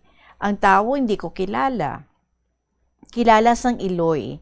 Taga-ila man siya, bantay sa akon. Ginbayaran lang. Pag-abot sa hospital, timing man, ginlawag ngalan ko, siling ko, ngita pa ako upod ko, siling ni Doc. Sigurado upod mo ni siya. Nagsabat, pakaisa ko ni. Daw, hindi si Doc magpati. Paano ni karon nga bulong, reseta siya, ma-follow up, siling ni Doc. May kwarta ka da? Siling ko ma-apply ako subong nga petsa sa PhilHealth. Ila OR na operation, una gali procedure antes pasahan. So siling ko, ma'am, sorry, wala pa ako PhilHealth. Siling niya karon tapos procedure. Pila edad mo? Siling ni Doc. Siling niya 40. Ang bantay bali, no? Siling ni Doc. Ang pasyente sa Kabatuan, ang bantay, taga-Molo siya. Tinagsabat, oo, taga-Kabatuan siya. Ako, pakaisa niya sa Molo.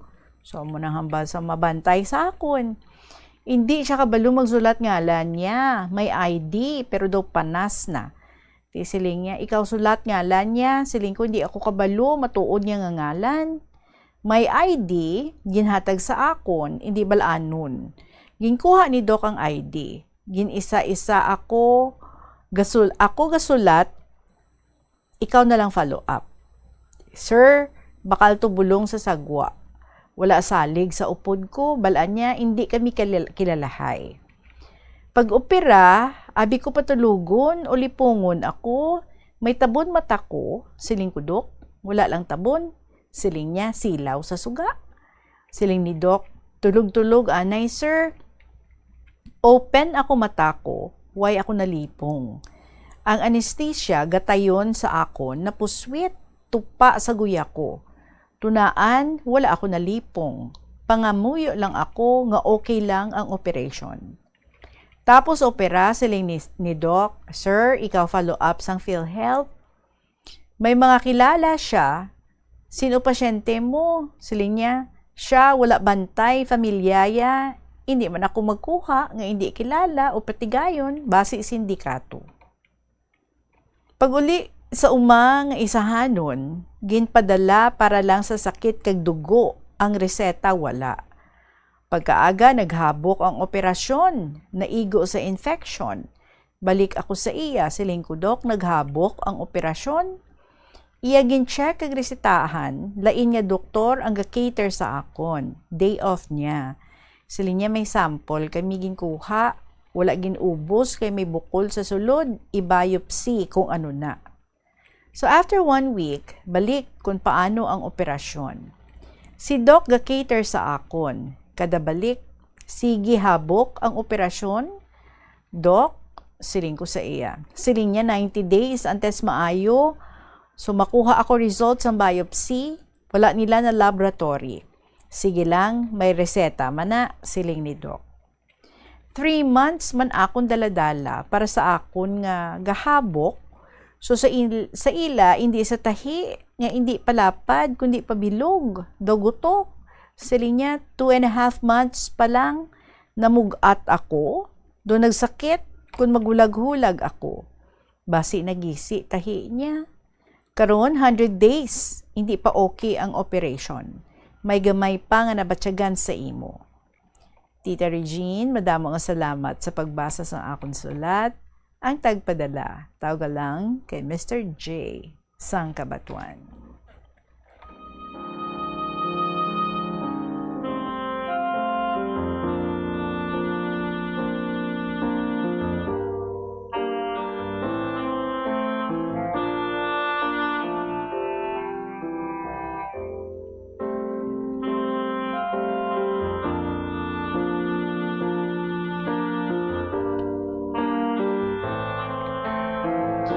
Well, Mr. J, salamat ha, nga nag-update ka diri sa aton. Do ang iyan ni bala problema sa iyang nga guya, nga do connected sa iyang nga ngipon. Well, anyway, nag-undergo ka na sang operation. I just hope nga pisanan mo gid ha, nga magpa-follow up kung ano na ang dapat nga himuon dira. And kabay, hindi ka gid maguntat until nga mabalaan or mag-ayo ang inang nagahabok nga bisan nga naoperahan na but sa gihapon nagahabok sa gihapon. So kabay ha, nga sige-sigihon mo gid ang imo nga pagkadto sa doktor and then follow up kung ano ang maayo kag kabay nga ti makahatag sila sa imo sa manami nga bulong nga para nga mag-ayo gid kag magbalik sa normal ang imo nga guya kag makakas na ang inang nga nagahabok. Well, salamat gid. We'll be praying ang imo nga madasig nga recovery. Mr. J. Sangkabatuan. Alas 2:33 ang aton nga oras sa pagbalik naton ang kasugpon sang istorya diri sa aton ni Toto sa 3rd District. Sa pagbalik sa kahapon lamang program sa gihapon, kaupo ninyo si Tita Regine. Yari ang isa ka praktikal nga paagi agud makakinot sang tubig. Kung sa imo pagpaligo sa masami nagapanghabon anay ikaw sa bilog nga lawas kag bunlawan ini kag magbutang naman sang shampoo sa buhok antes ini bunlawan, mas maayo nga tingbon mo na lang ang pagpanghabon kag pagbutang sang shampoo sa ulo. Ini agud nga tingob man ang imo pagpamunlaw kag siyempre madamo ikaw sang tubig nga makinot nga pwede mo gamiton sa iban nga butang. Ini nga pahanumdom ginadulong sa inyo sang Flow Water Resources Incorporated, watering the seeds of progress. Paano ipabilin nga matinlo ang ginakaon nga mga prutas kag utan? Dapat nga regular ang paghugas ng kamot nga may habon sa sulod sang 20 segundos bag-o kag pagkatapos mag-uyat sang anuman nga butang. Hugasan sa maayo mga prutas kag utan gamit ang tubig bago ini kaunon o kun isimpon sa ginaluto nga pagkaon. Likawan nga maggamit sang habon o kun bleach o kun anuman nga kemikal sa paghugas sa mga ini. Lutoon sa maayo ang mga utan agud mapatay ang mga mikrobyo nga nagatapik diri. Kung ikaw may ubo o kung sipon, mas maayo nga itugyan na lang sa iban nga miyembro sang pamilya ang paghanda sang pagkaon agud malikawan ng cross-contamination. Kabombo, yari ang pwede mong himuon agud makakinot kita sa paggamit sang enerhiya. Nagagamit ka man bala sang water dispenser sa imo balay o kun opisina? Ini nga kagamitan ang isa sa mga appliances nga mahakog magkonsumo sang kuryente. Ang paggamit sang dispenser nga may capacity nga 630 watts ang mahimo makadugang sang tubtub sa 600 pesos sa imo electric bill. Gani para makakinot sang kuryente, ipasiguro gid nga ma-unplug ang water dispenser sa imo balay o kun sa opisina kung wala na ini ginagamit. Balikan tang sulat diri sa aton ni Toto sa 3rd District kung sa diin, gina-share niya sa aton ang mga difficulties sa iya nga pagdako, na dulaan siya sa mother, napatay iya nga mother, kag ang masubo kay hindi man manami ang ilang relationship sa iya nga father nga daw ginapabayan lang siya. So naghimakas siya by his own. Sugpunanta ang iya nga istorya. Tita Regine, pagabot ko sa maasin, nagsugod ang mas mabugat nga pagsulay. Ang pagkawala ni nanay, nagbilin sa dako nga kasakit sa akong tagipusoon. Nagantos ako sa depression kag mental block. May mga gabi nga ginapangamuyo ko na lang nga masunod ko kay nanay. Tungod kinabatyagan ko nga daw wala na gid ako sang pamilya. Sa nagsakit ako kag nagsugid sa akon mga tiyo, ang iya sabat amo ang wala kami mahimo, may mga bata man kami, masakit nga ako nabatian, mapatay ka. Ano na lang ang akon labot, sabi sang father. Those words broke my heart. At that moment, I realized that I was longing not only for love, but also for acceptance. I wanted someone to ask me if I was okay, to tell me that my life mattered, and to remind me that I was not alone. Despite everything, I chose to continue living. So 2010, I was admitted to the hospital with acute gastroenteritis with resolving dehydration. My body became weak because of the pain and stress I had carried for years. Then, in 2016, I was hospitalized again in Manila because of a heart condition. The emotional wounds I had carried since childhood had become a heavy burden on both my heart and my body. But through every tear, every rejection, every sleepless night, and every painful memory, God continued to give me strength. I may have grown up without the love I longed for, but I never stopped believing that one day my story would become a testimony. My life is not only a story of pain, it is a victory, or it is a story of courage, perseverance, faith, and hope. Every scar I carry reminds me that I survived. Every tear I shed became a prayer, and every step I take today is proof that even a child who grew up without parents can still rise, dream, and inspire others. Ang kasakit wala gid nagpatay sa akon. Sa baylo, amo ini ang nagtudlo sa akon nga mangin mabakod. Ang akon istorya wala nagatapos sa kasubo. Nagatapos ini sa paglaom, pagtuo, kagugma. Ang adlaw nga halos nagtapos ang akon kabuhi, pero wala nagtapos ang akon paglaom, Tita Regine. Engineer. Sa 2010, nagtapos ako sang high school sa Banwa sang Maasin. Sa amo nga Banwa ako nagtapos sang elementarya kag sekundarya sa isa ka public school. Sa Gwa, do pareho lang ako sa iba nga estudyante nga nagamarcha, nagasuksok toga kag nagabaton diploma. Pero sa sulod sang akong tagipusoon, mabugat gid ang kasakit nga wala sang may nakakita. Out of 321 graduates, ako lang ang estudyante nga nagmarcha nga wala gid sang tatay kag nanay nga nagatubang sa akon sa graduation. Sa kada report card nga ginahatag sa amon, may parte para sa parents' signature. Ang report card sang iban, puno sang perma sang ila ginikanan. Ang akon, blanco. Wala gid sang perma. Every grading period, amo na ang akon makita. Isa lang ini kabakante nga espasyo para sa iban, pero para sa akon, simbolo ini sang kakulang sang pamilya nga handom kugid. Sang adlaw sang graduation, samtang ginatawag ang ngalan sang kada estudyante, nagapalakpak ang ila pamilya. May nagahag, may nagakuha litrato, kag may nagasiling, "Congratulations anak!" Samtang ako, nagabaton sang diploma, ginapangita sa akon mata ang isa ka tawo nga mahimo ko kuntani, tawgon nga nanay o kung tatay. Pero wala gid.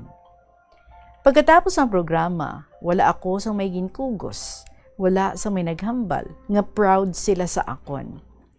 Naglakat lang ako nga nagahilibi. Bisan masakit ang tanan, wala ako nagpabaya sang akon handom. Nagaampo ako sa Dios nga tagaan pa ako sa isa ka kahigayunan nga makapadayon sa kolehiyo. Sa kaluoy sang Ginoo, nakapasar ako sa scholarship. Ini ang isa sa pinakadako nga milagro sa akon kabuhi. Nagsulod ako sa isa ka kilala nga universidad sa Manila. Didto, ginpili ko ang Naval Architecture and Marine Engineering kag Political Science. Bisan wala sa ginikanan nga nagasuporta sa akon, wala ako nag-undang. Every sleepless night, every examination, every sacrifice reminded me that I was fighting not only for myself but also for the future I dreamed of. Sang April 2013, nagtapos ako bilang summa cum laude. The little boy who once carried a report card without a parent's signature had finally graduated with the highest academic honor. God never forgot me. He became the father I never had. Pagkatapos ng graduation, nagbakasyon ako sa Iloilo. Abi ko amo na ang umpisa sang mas malino nga kabuhi, pero wala ko gid ginlauman ang matabo. Pagabot ko sa balay sang akong tiyo, hubog siya. Nagapungko lang ako sa sala nga wala sang ginahimo. Sakalit lang, nagkuha siya sang 12-gauge shotgun. Pagtindog niya, ang baril diretso sa akong dughan. Nakahanda na ang baril. Isa na lang kapitik sa gatilyo, kag mahimo na akong tani nga matapos ang akong kabuhi. My entire body froze. I thought that was the end of my life. I never imagined that someone from my own family would point a loaded gun at me. Nagasinggit siya, patsyonta ka. Wala ako sa mahimo kundi magpangamuyo sa Diyos. Sa sinangation, abi ko amo na ang katapusan. Pero ang asawa sa akong tiyo nakakita. Nagdalagan siya, kaginagaw ang baril. Samtang nagabingkel sila, wala ako nagduha-duha. Nagdalagan ako pagwa sang balay. I ran for my life. Pagkalipas ng pila ka minuto, nakita ko ang akong tiyo nga nagwa liwat sa balay. Subong wala na siya sang baril. May dala na siya nga binangon. Nagapangita siya sa dalan. Nagalibot siya, basi makita niya ako. Every step he took filled my heart with fear. I hid myself and prayed silently, Lord, please don't let this be the last day of my life. Sa sigurado na ako nga medyo layo na siya, nagbalik ako sa balay. Ginkuha ko ang akong mga gamit. Ginsalingan ko ang asawa niya, mauna na ako, mapauli na ako sa maasin. Wala na ako naghulat. Gabi na sa nakaabot ako sa maasin. Pag-abot ko dito, naghilibi ako. Not because I was weak, but because God spared my life. Tita Regine, kung may isa ako kaleksyon nga natunan sa tanan nga ako naagyan, amo ini. Pain can break your heart, but it does not have to destroy your future. I grew up without parents. I graduated with no one applauding for me. I survived an attempt on my life, yet I am still here. Because every time the world tried to bury me, God reminded me that my story was never meant to end in pain. It was meant to become a testimony of hope. Sometimes the people who cry alone become the strongest people because they learn to stand when nobody is there to hold them. Tita Regine, wala ako man mabago ang ako nagligad, pero mapili ko ang akon palaabuton. Kag tubtub subong, nagapadayon ako nga nagasalig sa Diyos. Because my life is a living proof that even the deepest wounds cannot stop the plans that God has prepared for those who refuse to give up. Tita Regine, wala ako dinigin sugid kay Tatay A, ang tanan nga natabo sa akon. Ang kamatuuran, hindi ko gid siya tunay nga amay, ukon kadugo namon. Pero sang nag-eskwela ako sang high school, sa ila ako nag-estar. Kag didto ko nabatyagan ang pagigugma nga wala ako naagyan sa akon kaugalingon nga pamilya. Pigado man ang ila pangabuhi, pero ang ila tagipusoon, manggaranon sa gugma kag pag-atipan. Gabi na gid ako nakapauli. Pag-abot ko sa balay, nagsugata si Tatay A kay nagsiling, Noy, nakakaon ka na? Nagsabat ako nga wala pa. Wala siya nagduwa-duha nga nagsaing kag nag-ihaw sang manok agud may sudan kami. Pagkatapos namon kaon, namangkot siya. Nga agabi na ako nagpauli kag daw maluya gid ako. Nagsiling lang ako nga kapoy ako sa biyahe. Sang oras nga matulog na kami, naghambal siya kay nanay nga humlada na ang banig, kag sa tupad niya ako matulog. Samtang naghihigda ako nga ang akon ulo yara sa iya abaga, hindi siya mapunggan sa pagpamangkot kung ano gid ang natabo. Didto ko na ginhambal sa iya, tay, gintayaan ako sang akon tiyo sang baril. Gani nagpalagyo ako kag nagpauli diri. Nasakitan gid siya sa nabatian niya. Hambal niya, sang una pa ko nagsiling sa imo, hindi ka na magbalik dito Kun amo lang man na ang ilang nga pagtratar sa imo, diri ka sa akon. Samtang buhi pa ako ang magapalangga sa imo. Kung hindi ka batunon sa imo tunay nga pamilya, ako ang matindog bilang imo tatay. Palangga ta ikaw noy. Naghibi ako kay nagsabat, tay, tani wala na lang ako natawo, agud hindi ko na mabatyagan ini nga kasakit. Pero ginakaptan niya ako kag nagsiling, hindi amo sinanoy. Ikaw isa ka swerte nga bata. Mabuot ka, matalino ka, kag may maayo nga tagipusoon. Pangamuyo ng permi sa Ginoo. Tapuson mo ang imo pag-eskwela kag magaobra ka. May maayo nga palaabuton nga nagahulat sa imo. Tita Regine, sobra gid ang pagpalangga ni Tatay A sa akon. Kada bakasyon, gusto niya sa iya tupad ako matulog. Kinakugos niya ako nga do hindi niya gusto nga madula ako sa iya kabuhi. Permi niya ginasiling nga lain ako sa iban nga kabataan. Bisan sa iya kaugalingon nga mga bata, kay may respeto ako sa mga ginikanan. Mapinalanggaon kay hindi pasaway. Bisan bugat ang iya trabaho, sa malayo pa lang, makita ko siya, natawag ko na tatay. Kag makita ko ang kalipay sa iya nawong. Kung magabot siya sa balay, kag wala ako, una gid niya ginapamangkot ang iya mga bata. Diin si Nonoy. Kay usahay, nagatago ako sa kwarto para gulaton siya. Kung magwa ako, mabatyagan ko ang dako niya nga kalipay, kag hambalon niya, abi ko kung diin ka na. Tita Regine, amo gidini ang pinakamasakit nga parte sang akon kabuhi. Sa nadula si Tatay A. Daw nadula man ang isa kadako nga bahin sang akon kaugalingon. Adlaw kagabi, ginapangita ko gid ang iya nga pagpalangga, pag-atipan kag pag-aruga. Siya ang una nga tawo nga nagpakita sa akon sa matuod nga pagpalangga sang isa ka amay. Handa siya permi magsakripisyo para sa akon, kag siya man ang akon kusog, kag panalipod kung may nagapasakit o kung nagaapi sa akon. Subo nga wala na siya, daw wala na sang pareho nga makapuli sa bakante nga ginbilin niya sa akong tagipusoon. May mga adlaw nga daw hindi ko nakaya ang kasubo. Sa tinuod lang, sa napatay si Tatay A, do gusto ko man tani nga mag-upod na lang sa iya. Kay grabe gid ang kasakit nga ako nabatyagan. Pero kabalo ako nga hindi niya gusto nga mag-surrender ako. Gusto niya nga padayon ko nga tumanon ang akon mga handom kag mga buhi nga may paglaom. Tatay A, bisan wala ka na diri sa kalibutan, buhi ka gihapon sa akong tigipusoon. Ang imo gugma, pag-amuma kag mga sakripisyo, hindi ko gid malipatan. Palangga ta ikaw sa gihapon, kag hasta sa ulihi, ikaw ang amay nga una gid naghatag sa akon sang pagpalangga nga dugay ko gid ginpangita. Miss na miss ko ikaw, adlaw kagabi.